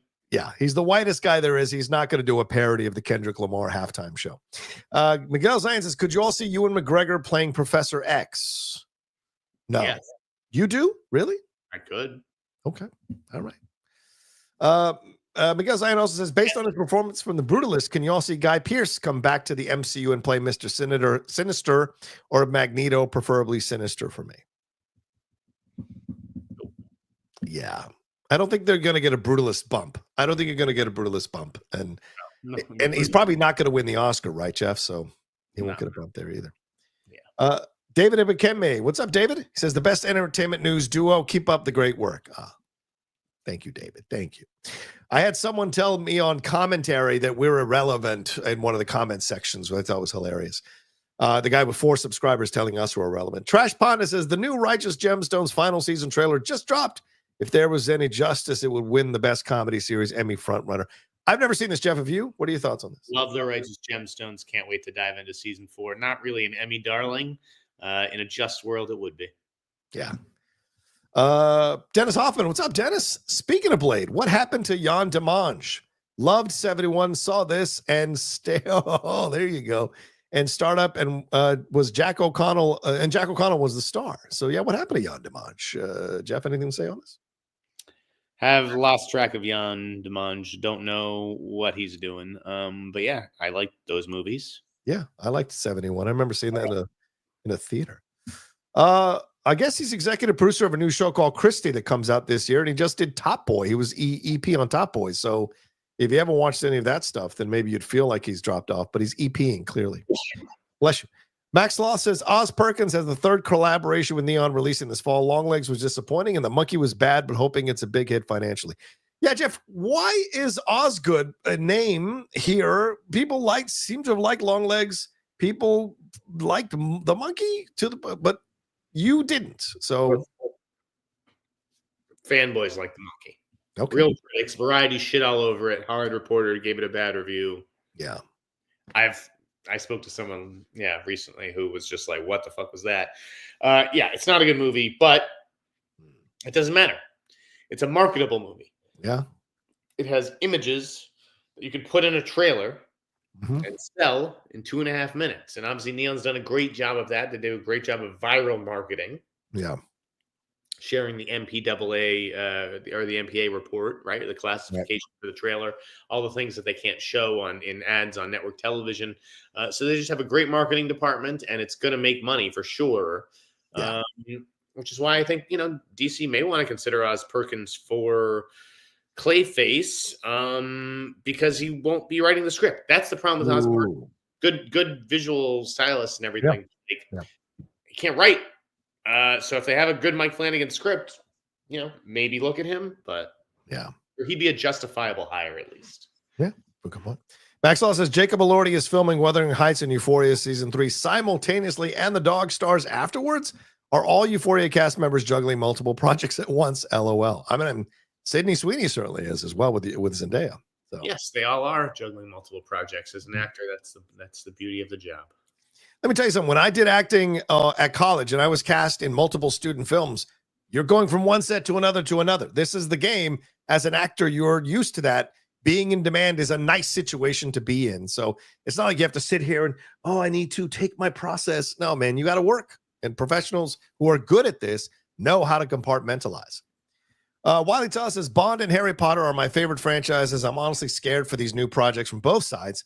I'm going to watch no matter what, but still just not optimistic about anything about it. I think it's fair to be skeptical. And then when you see the results, if you like it, then you got to be honest and say, I was skeptical, but I loved it. So, there's nothing wrong with that. Nothing wrong. Michael Baldwin says, what about Doug Liman for Bond? Yeah, little long in the tooth, I think. After all the Roadhouse stuff with Bezos. Well, I guess more with Salky. He went to Bezos, but right now that's what Bezos didn't meddle in. Forgive me, it wasn't Masters of the Universe. When Doug Liman brought him the copy of Roadhouse on the yacht, and Bezos really liked it, Bezos didn't step in and do whatever Doug Liman wanted. He left the decision up to Salky, and she made a different decision. So yeah, he's not going to meddle, and it's not going to be Doug Liman going anywhere near Bond. Yeah, I agree. Max also says Sean Baker said filmmakers should demand a 90-day theatrical release window. Does a movie's opening weekend determine how long it will play for? Disney, A24, and Neon are committed to lengthy windows. Do you guys remember the 90-day release window for Red Rocket? No, I don't. Me neither. Yeah, I think when you win the Palme d'Or, then you get to talk about demanding 90-day theatrical release windows. But not everybody gets to win the Palme d'Or. So hey, listen, demand all you fucking want. These businesses are going to do whatever the hell they think they need to do in order to make money. So, I think the world moves so fast. Yeah. Because the theaters don't have to live up to your 90-day theatrical commitment. If your movie stops making money at day 17, they'll put fucking another movie in there. Yeah. Why would they keep your movie in the theater for 90 days when no one is going to see it after the first 3 weeks? That makes no sense. That's no one showed up the first 3 weeks anyways. Well, why are we keeping this movie? Well, they might show up 3 months from now. Yeah. That's nonsense. People have lost their minds over the windowing issue. It is a little weird when you're seeing a movie in theaters and then 3 weeks later it's available on VOD, and that some windows need to be protected. But yeah, 90 days for every movie. Sorry, Sean, that's not realistic. I also think it's childish because I saw this week at Gain Traction's viral tweet about because they're moving these films out. This is what's killing theaters. No. You want to make the studios the big bad studios, and I get it. It's real easy, like the media and this nonsense shit. The truth is, I don't go to theaters because I hate people who go to theaters. They don't respect it anymore. They talk through it all. They open their can at the wrong situations. They're playing on their fucking phones. So don't just come for the studios. Come for the people who actually go to these movies, who make it an unpleasurable experience, who don't respect the theater anymore. That's really what's killing movie theaters, and the high price of refreshments, obviously. It's not just the studios. To me, it's just people who don't understand the business and don't put themselves in the position of a business person. Of course. They're just constantly thinking like the consumer, and they can't they don't even understand the decisions that are being made or why. And maybe that only comes with experience. I don't know. Right. Or willingly being the creative artist, Fred says, question for the hot mic. Does James Bond resonate with the youth of today? If not, then what is the next spy genre? The hot mic rules. Thank you, Fred. Great question, Jeff. They made all this. They spent all this money to get Bond. Is it even going to work? No. Does he resonate with the youth of today? No, he does not. Yeah. So be curious to see what the next steps are with the Bond situation. I mean, what kind of spy does the youth of today want? That's what we're going to find out, right? Is right. it, do they want the Rami Malek and the amateur? Do they want the nerdy guy? Good point. Alan Rich, what is the modern spy? What do they look like? Is it a woman? Is it a black actor? Right. Yeah. Is it dashing or is he brutal? Right. These are the choices. Yeah. Max Law says, new Scorsese film announced, and Vin says, hey, Dwayne, I've worked with the amazing filmmakers at the Golden Globes. The Rock is getting revenge. Well, if it actually happens, right? Hey, man, Vin's worked with plenty of guys. Vin worked with Sidney Lumet and Spielberg, so he's not hurting. Yeah. And don't forget James Gunn with those Guardians of the Galaxy movies. So, Max Loth, any updates on new Daniels film at Universal? It's awfully quiet with no cast of actors or plot details or start of filming anytime soon. Jeff, I haven't heard anything. Have you? I've just been monitoring from afar, wishing no one brought up the movie. But yes, it was obviously quiet, and I don't think there's anything too much to read into. It's just it's not quite there yet. They're working on it, and they don't need such a crazy 2026 slate. It'll go to 2027. Yeah. Mitch Jensen says, if so, Othello actually starts to come to fruition with Daniel Craig. Could you see that as a possibility of Jonathan Majors getting a shot at the title role? Could be the role to get him back in the limelight. Thoughts? No, I don't see that. No, I don't. And because, hey, if Daniel Craig is going to play Iago, let's put this on the table. Daniel Craig is 56 years old, all right? By the time he puts Iago in motion, it might be 60. You want to talk about how ridiculous that would look, a 60-year-old man doing Iago? No, he should direct it if he's going to do anything, but he should not be in it at all. Sometimes you have to let it go. I can't fucking play Hamlet anymore. Sometimes you have to let it go. Ewok says, God help us. The Bond cinematic universe is upon us. Alongside the core films will now be a Prime Video series about Q's origins, a Moneypenny spinoff film, and a Felix Leiter streaming only film. We've speculated on all of that already. Thank you, Ewok.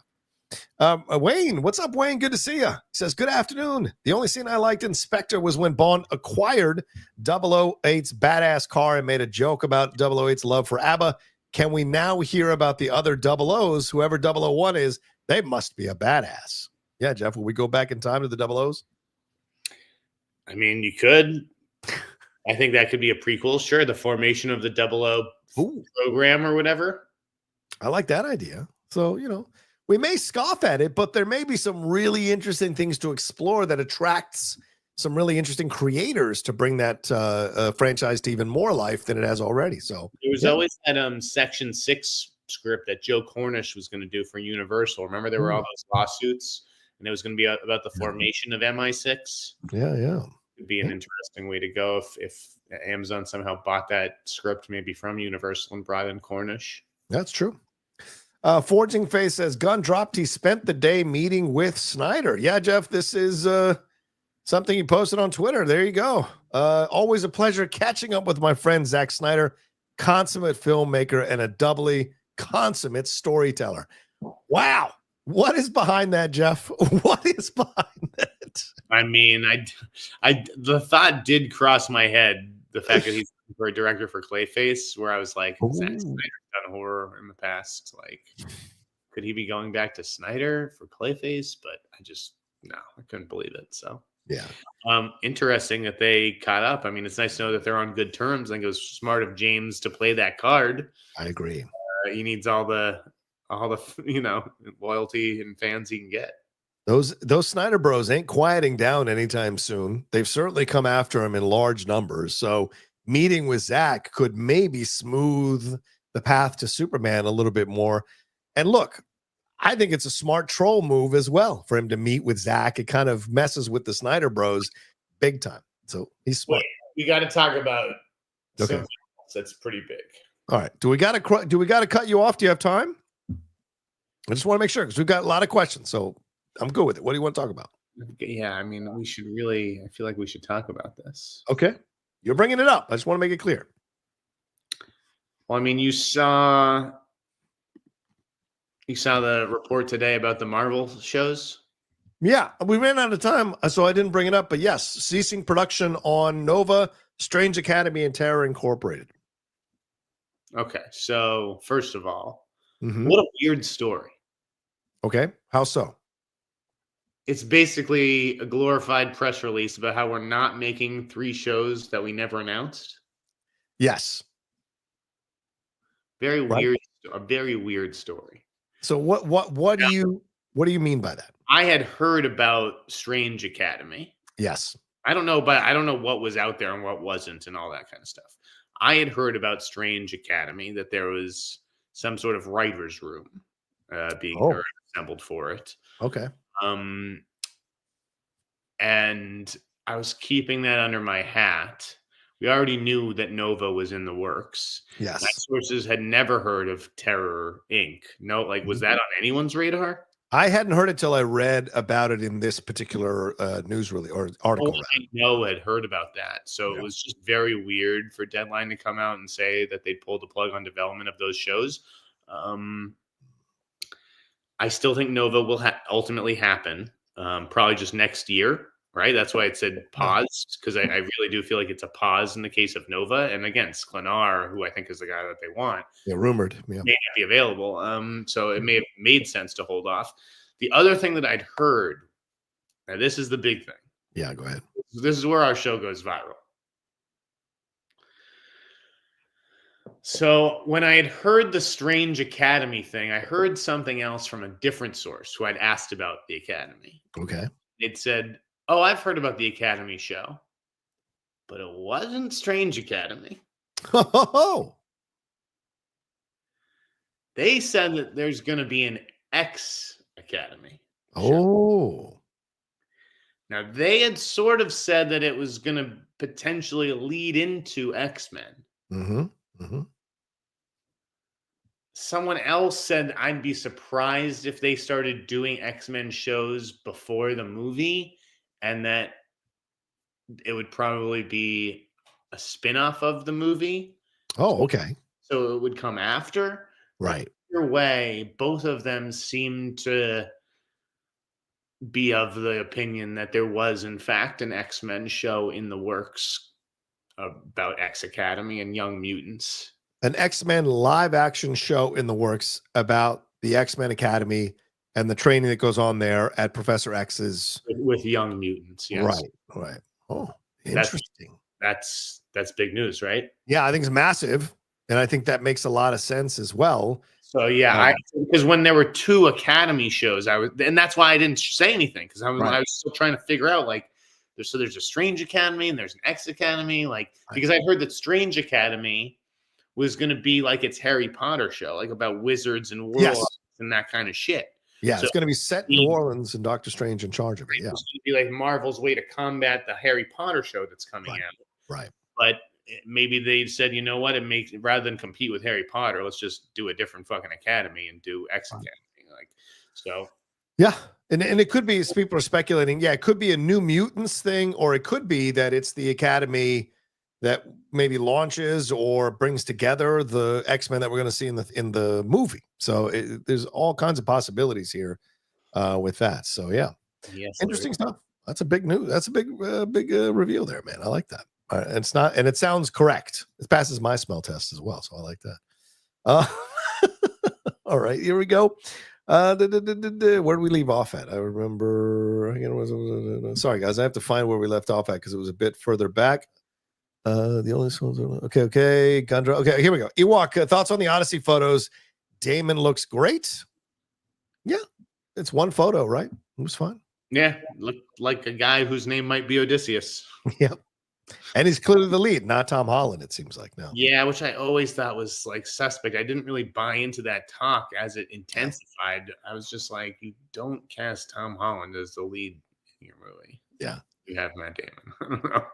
Sahitya K says, is Ryan R trashing his career with Baldoni stuff the longer it goes on, and even jeopardizing his Deadpool gig with Marvel? I know my view of him has changed. Yeah, that SNL 50 moment was a really dumb moment, I think, overall. I mean, who makes light of their wife's sexual harassment on set? But, maybe comedians are just different how they look at this kind of stuff. But I think the longer it goes on, it does damage him a little bit.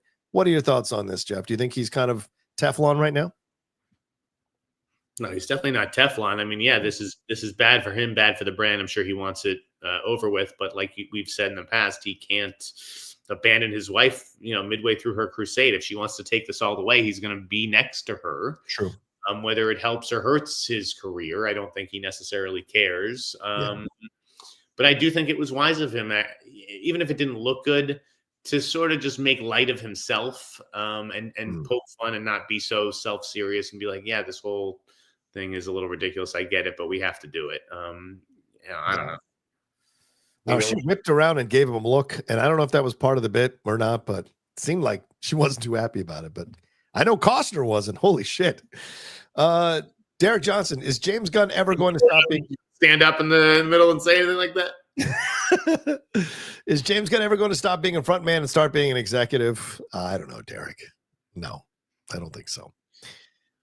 Derek also throwing some mother effing support. Thank you, Derek. Thanks, buddy. Very kind of you. Get it. Capscoat 003 says James Gunn met with Zack Snyder today at DC Studios. He posted on his Twitter account. We mentioned that already. Thank you, Caps. Derek also says, if Gunn is the creative, as has been said, why does he keep going out and fighting every reporter, Twitter idiot, and blog post? Saffron's the executive. Let him talk. Saffron's the executive. Let him talk. Gunn keeps putting his foot in his mouth with his ego. I don't know if I characterize it that way, but I certainly think he's stepped into more shit than not. So by talking out on these stuff, what do you think, Joe? I think it doesn't matter when it's Superman, and it does matter when it's everything else, because he's the head of DC, but you got to let your filmmakers speak for themselves. And I do think that other filmmakers, the word is out there that other filmmakers do not care for him speaking about their stuff. Wow. Yeah. Not surprised. John Ashford said, "Hi guys, any word if the rumors are true that Cage, Jessica Jones, and Iron Fist are returning?" Luke Cage is what he's referencing, not Nicolas Cage. Yeah, a lot of Brad Winterbaum kind of hinted at it last year, I think, but there seems to be this feeling growing that we're going to get Luke Cage, Jessica Jones, and Iron Fist. What's that? Just what we all want. Who is clamoring for the Defenders? What the fuck is no? There's only one of them worth bringing back, anyways. And that would be Daredevil? No. Or who? No, well, obviously Daredevil is in. I mean, that's Daredevil. Well, who do you think is going to bring? Who do you think? I loved Mike Coulter as Luke Cage. I thought he was great. I agree. But like Finn Cole as Iron Fist, who gives a fuck? Yeah, I think he's done. They would bring in an Asian character, I think, to play Iron Fist. But yeah, and I know people might get mad, but I'd be happy recasting Jessica Jones from Kristen Ritter, myself personally. Derek Johnson throwing some support. Thank you, Derek. He also said Rocha has had a lot of cocaine talk on the shows lately, and I feel like he's not delving deep into these stories enough. Jeff, please tell us more. I've never done cocaine, so I can't talk about it knowledgeably. Jeff, what do you want to say here? At least I don't. Jeff, please tell us all more. No, I was living with a girlfriend at the time. I came home and she was doing cocaine in the living room with our neighbor. Wow. Friend, and they were doing cocaine on the living room table, and so there was residue on the table. I was like totally taken aback, and that's when I put it on my finger. But yeah, I've never. Yeah. I don't do that shit. I don't even drink. There you go. Yeah. Cameron. Derek says, I'm in agreement with Jeff on this. He may be an asshole, but sometimes as a human, you can get exhausted of constantly defending yourself and you lash out. Doesn't mean it's right, just human nature. I think he's referencing the Kevin Spacey situation. Yeah. Again, even Guy Pearce said, I am not a victim. So maybe Kevin Spacey didn't hear him, but I think, again, I'm the one who's saying, yeah, I don't really think you're a victim, buddy. And you guys are all like, no, he was a victim. Trust us. Guy Pearce said he's really not. So, all right. Victor Garrett, he says, give it to Nolan, aka Jonathan, as main producer. Yeah, maybe. Not a bad idea. Well, give it to Nolan, aka Jonathan, as main producer for Bond. Yeah, Jonathan Nolan, probably. Well, yeah, we talked about it. Ron Howard Eden update still needs distribution. This is Max Sloth. What are your thoughts? It's going to be a while because movies like that, it was made for too much money. No one's paying, for the movie what it costs and then a premium on top of it. So, we'll see if the investors even get made whole. It wasn't a very good movie. I was pretty shocked by it. Yeah. Miguel Zion says, sorry if y'all got asked this question before, but I think I missed it. What are y'all's top 3 films last year and top 3 best performances? Thanks. Well, Miguel, I think you can find that on Jeff's website. Apprentice Nora Brutalist. There you go. You can go and watch it there at theinsider.com. He's got his... Adrian Brody. Okay. What was another one? Sebastian Stan and Jeremy Strong. I thought those 3 guys. Okay. You?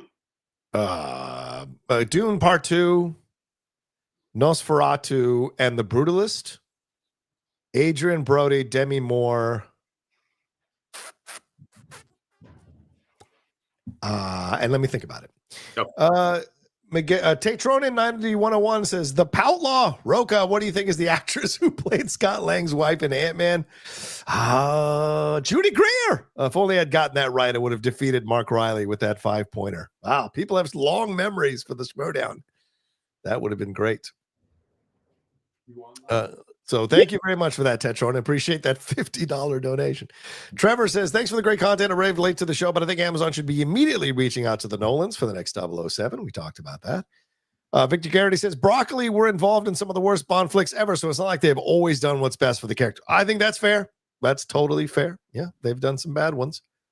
Anthony Beltray, would you all like Sophie Thatcher as Rogue? Yes, please. I would love that situation. Probably a little bit cheaper than Margaret. Yeah, good point. Gia Riz, SM4 Holland has a giveaway to visit him on the set. Oh, cool. All right. There you go.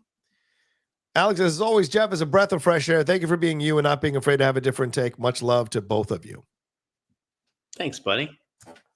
I like to think never mind. All right. I have to like telling him says, I was never a big Will Smith guy. Always thought he was corny. That stream he did with that Trump dork was over the top cornball behavior. Yikes. I don't know anything about this. I didn't see the stream. I'm lost. You've lost me. Sorry. I don't know who XQC is. But how do you not like Will Smith? He's pretty likable. Come on. Yeah, I like Will. Mike Joyce says matinees have better theater audiences. Go early. Nope, that's not been my experience because when I go to early in San Diego, it's a bunch of grandpas falling asleep halfway through the movie. No thanks. Eric Rivera says, I'm a writer, have a general meeting coming up. Any advice, Jeff? Be yourself and have multiple ideas. Don't just go in there with, hey, this is the thing that I've been working on my entire life, because that may not be for them. So it may be like, what else you got? And you don't want to be like, have a few different things, and also practice the art of that elevator pitch. Keep it short and sweet because these people don't have a lot of time. Jeff is 100% right. I have a number of friends who are showrunners here in Hollywood, both animated, live action, who've been writers on staff rooms. And that's the number one thing they say. When you're going in to have a meeting, do not just have one idea, have 10. And sometimes they're going to run through all 10 of your ideas and not like them. So be ready to think about something on the spot. So you've got to work really hard because they want to find a reason not to work with you. So you want to give them every reason to want to work with you. So you got to be smart. That's great points, Jeff, you bring up. Amanda says, Jeff wearing the dice gloves. Gabagoo. Hickory dickory dock. Derek Johnson says they've been building the X Academy roster in the comics for a few years now. It's got a stacked roster with a ton of new mutants. This would be amazing. Oh, I love. Yeah, there you go. Could be big. Alan, you heard it here first. Although would it be better if I get added to tracking? Is that better for you guys if I just track it privately? There you go. Reddit. Alan Smithy says, hey guys, saw announcement that Richard Kelly's being released from director jail with a new project. Have you heard anything? What's your opinion of Kelly? I did not like Southland Tales. Thanks. Yeah, he said he's got 10 projects in the works here, Jeff. What do you think? You were talking about Richard Kelly coming back. Richard's my boy. I did message him today, so I'm waiting for him back. I don't know that he'll respond. I'm sure a lot of people inquired, but sure. I believe in Richard. He is technically 1 for 3 in my book, but I would gladly give him a 4th opportunity. He has waited long enough for it. I'm just very curious who is financing this mystery production this fall and what project it is. I mean, I know a lot of his scripts, the ones that haven't been made, some of which are wild. So I'm very curious which one it is. There you go. All right. Ewok says, any Harry Potter grain of salt casting rumors? I haven't heard a damn thing on casting set. Jeff, have you? Nope. Yeah. Again, I'm very honest with you guys. If I'm not hearing something, I'm not going to make something up to look like an insider. No, I haven't heard shit. Yeah. Pratty BK says, just read on Deadline that Dwayne Johnson going to be in Martin Scorsese's next movie. Never thought this would happen ever. What a day for movie news. Yeah, we covered that earlier in the show, brother, and Jeff thinks it may not even happen. So, hey, that's just what my sources said. My sources were skeptical that it would ever actually happen. I mean, never know. Mike Joyce says, go to a different theater then? Maybe just a bad one? No, Mike, I've been to numerous theaters here in San Diego and find the same experience. Awful. I am Two Fly Cam says, Jeff, have you heard anything else about Superman? When can we expect a true trailer? Is it true Greta is doing 8 Narnia movies? Why? LOL. Well, yeah. No. Go ahead, Jeff. Yeah, go ahead. I don't think that she's going to do all 8. She might do 1 or 2 and then be a producer on the rest. Have I heard anything else about Superman? I've given you all I can about Superman. When can we expect a true trailer? I have no idea. Yeah. I mean, what comes out like this May from Warner Brothers? What's like their big May release? I mean, CinemaCon makes sense, doesn't it? Wouldn't you get a trailer around that time? Maybe. Yes, actually, yeah. Yeah, that's a possibility.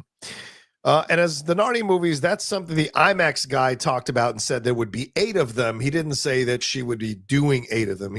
She's only committed to 2 of them, so I don't think she'll be doing all 8. He also said he was in no rush to do another deal like that. Yeah, I wonder why. All right, let's hit these Streamlabs. Philly 19057 says, finished season 2 of Shrinking. Highly recommended.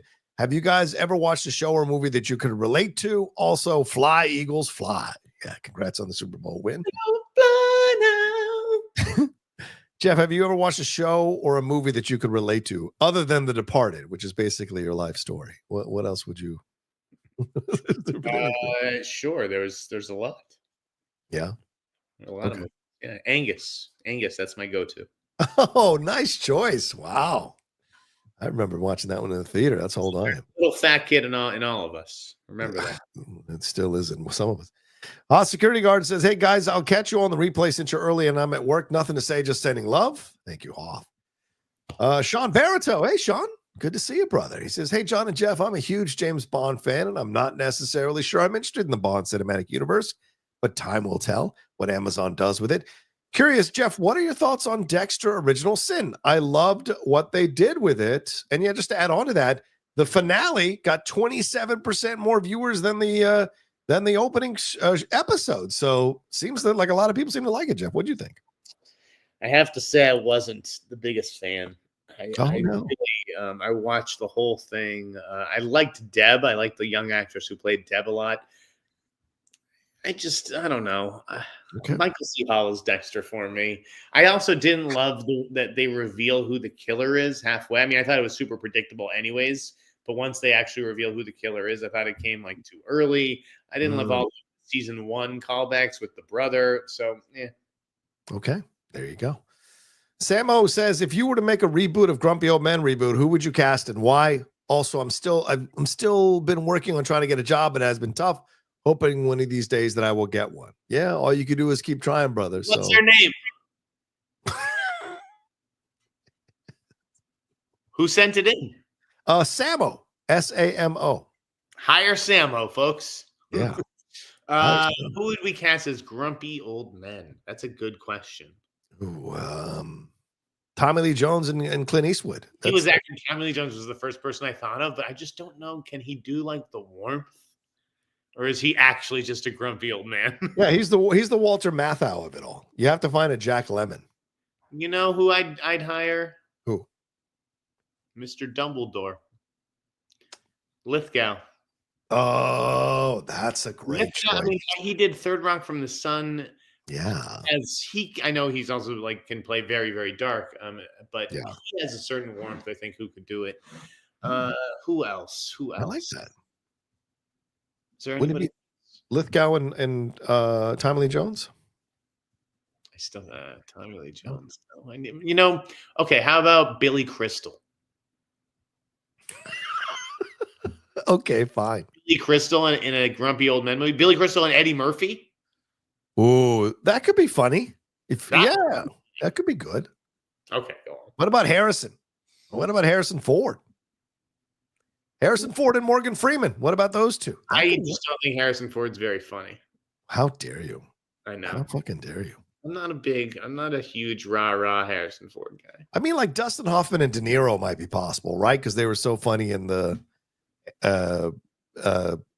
Meet the Parents movies. That could be possible. No. You just got it. We got it. Okay. Analyze this reunion.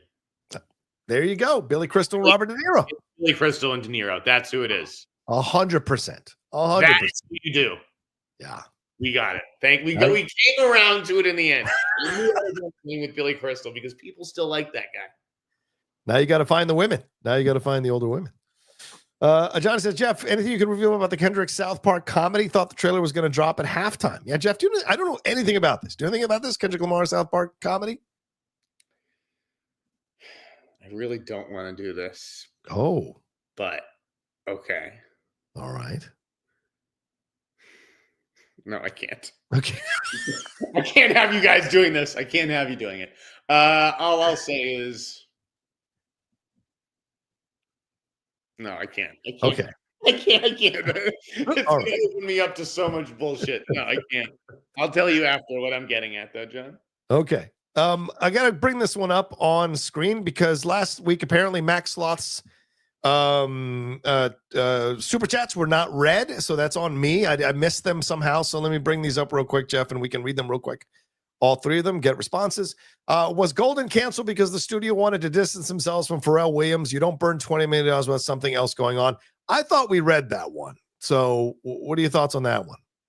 No. What, distance themselves from him because what? He's going to be involved in the Diddy suit? Yeah. No, who gives a fuck? No. Yeah, really. No, that's not a thing. Yeah. Jay-Z and have already pulled themselves out of the situation. Want to recommend that Jeff watches The Graduates, directed by Hannah Peterson and EP by Chloe Zhao. It's a teen drama with a great cast. This filmmaker is going places in the future. Would recommend MVPs John Cho and Maria Dizia. Okay. Okay. Okay. And finally, Jeff, there isn't a reporter I respect more than you. Not only do you have amazing taste, but you stand in your morals and your word. Glad you're still reporting and putting yourself out there. Thank you. We should read that one every week. There you go, Max. No refunds for you now. All right, let's see where are we at here. This is the only clue I'll give you for the kind of Okay, go ahead. give you any more than these 2 words. Okay. Social media. There you go. Social media, people. You got your clues. Sahitya K says, just rewatched Peter Jackson's King Kong. Man, he can direct. His films outside of Hobbit have a particular visceral / intense feel. Why do you guys think he hasn't directed more non-Lord of the Rings films? He could direct great thriller / horror films a la Seven. Well, I have to disagree with the premise. I thought his King Kong sucked. But what are your thoughts here, Jeff? I'm sorry, the question is, why doesn't Peter Jackson direct what? More non-Lord of the Rings films. I mean, The Frighteners was great.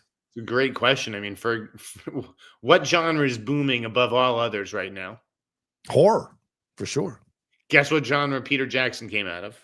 Yeah, horror. With The Frighteners and what was the first one? Why doesn't Peter Jackson go fucking take advantage of the moment and make a horror movie? Yeah, I agree. Well, he's been in the Beatles place with that Get Back and all of that. And then he did The Hobbit. So maybe he's just kind of burnt out on big things. So you're right. A small film like Dead Alive, Heavenly Creatures, Frighteners. Maybe he could play around in that small sandbox. Yeah, good point. Team up with Guillermo and do his passion project at the Mountains of Madness or whatever. Oh yeah, that's a good suggestion. Adrian_Brody says, can you explain how Brady Corbett made $0 from The Brutalist? Surely he didn't do the movie for no fee. Peter Jackson Clayface would be cool. I'm sorry. What was the thing? What was the question? How can you explain? Adrian Brody wants to know how you can explain that Brady Corbett made $0 on The Brutalist. Wasn't he paid a fee to direct the film? I mean, yes, obviously he's making money. He's getting paid money from like investors, right? Yeah. And so he has to decide what salary he's going to take and what money is going to be, for the budget and everything. And so I think what he's getting at is like, let's say he made $250,000 and he has spent the last 3 years on this movie or whatever. Right. Well, and that's just if it's 3 years. That's $80,000 a year, which isn't that much to live off of when you have to live a Hollywood lifestyle and you're married or whatever, and starting a family. So I think when he's like, we don't have any money, I think it's like a savings thing. I mean, yes, he receives money, but like I don't think that you're like accumulating a fortune as an indie film director. I think you are often living paycheck to paycheck, like a lot of people. And so I totally believe it when he says he's having money troubles and is going to have to go direct commercials in Sweden or wherever the fuck. I believe him that other directors are in the same boat. I don't know where you guys think that these directors are getting rich from. And why don't you take a look at the box office of The Brutalist and tell me where he's going to make his money from on that movie? Plus it's A24 and it's a 3 hour and 40-minute movie. I imagine he had to take a cut in order to do the movie he wanted to do, and that was the exchange. And so, yeah, you're right, Jeff. The people live paycheck to paycheck in these jobs, and they paying their rents, and we were all caught up in the Hollywood mystique. But this wasn't a Marvel movie, and even some of those directors don't necessarily, especially they're becoming, don't necessarily get like 10% of the movie or anything like that. Right. It's all about the deals you make. Yeah, it's also percentages and that kind of stuff. But like, I think that they said Brody got, and I used 250,000 because that's what Brody got paid for. So Corbett probably got paid less. Yes. Right. Yeah. And Brody 250. He can go off and shoot 3 or 4 things a year. Whereas with the director, you're kind of stuck working on that one thing for years. Yeah. And the element of the story that I think is interesting is that he said he spent like 6 months on these press tours. I do believe the studio should pay them some fee for doing that because you're promoting the film that they've distributed and they're going to benefit from your promoting of the film. So you should absolutely get paid for that time, not just for the flights or the hotel or the food. you should make money because you're promoting the film. So I think that's a fair thing, and I'm surprised that the new CBA didn't address that. Okay, on Kendrick Lamar, because you guys are fucking driving me crazy. Okay. It's just the title is out there in plain sight, and I'm the only follower on Instagram and Twitter. Ooh, there you go. All right, there's your answers, people. Go do your research. Puerto Rican, what's up, Puerto? He says Bezos in charge of Bond. Potential title, I should say. Potential title. All right. Puerto says Bezos in charge of Bond. Blofeld has won. Yes. I like that.